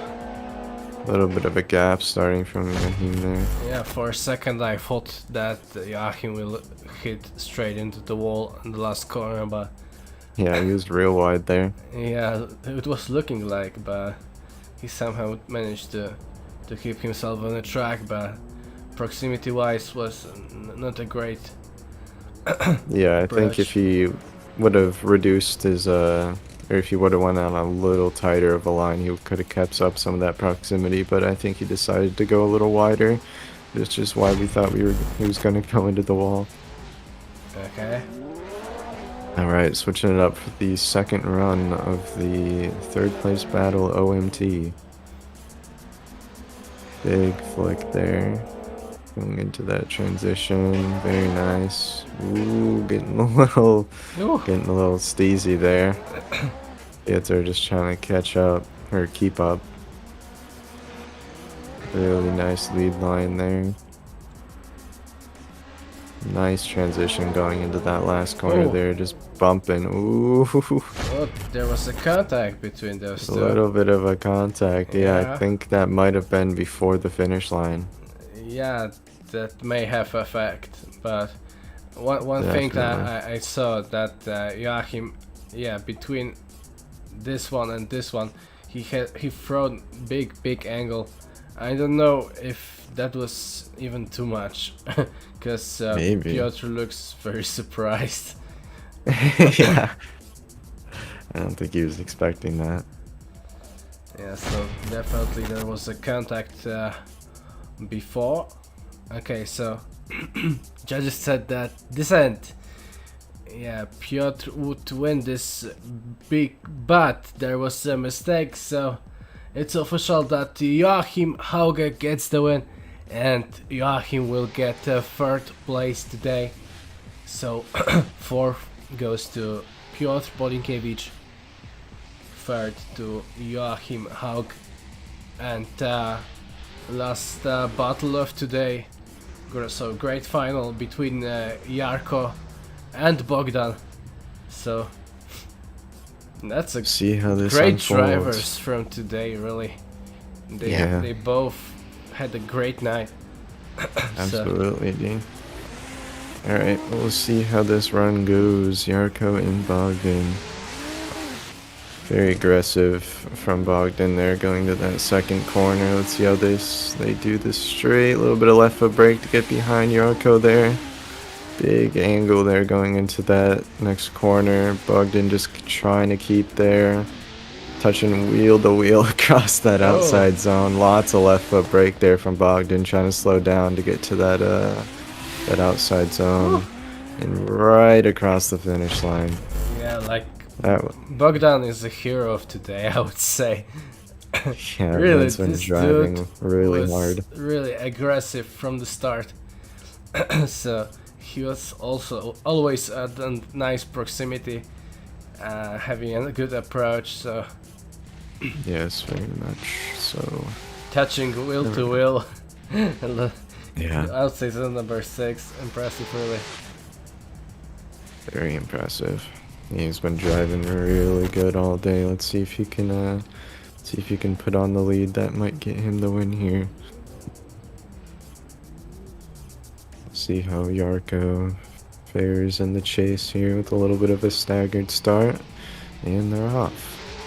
Bogdan in the lead, Jarko in the chase. Ooh, really sketchy initiation from Jarko there, making contact with Bogdan across the first corner, going into that straight section there.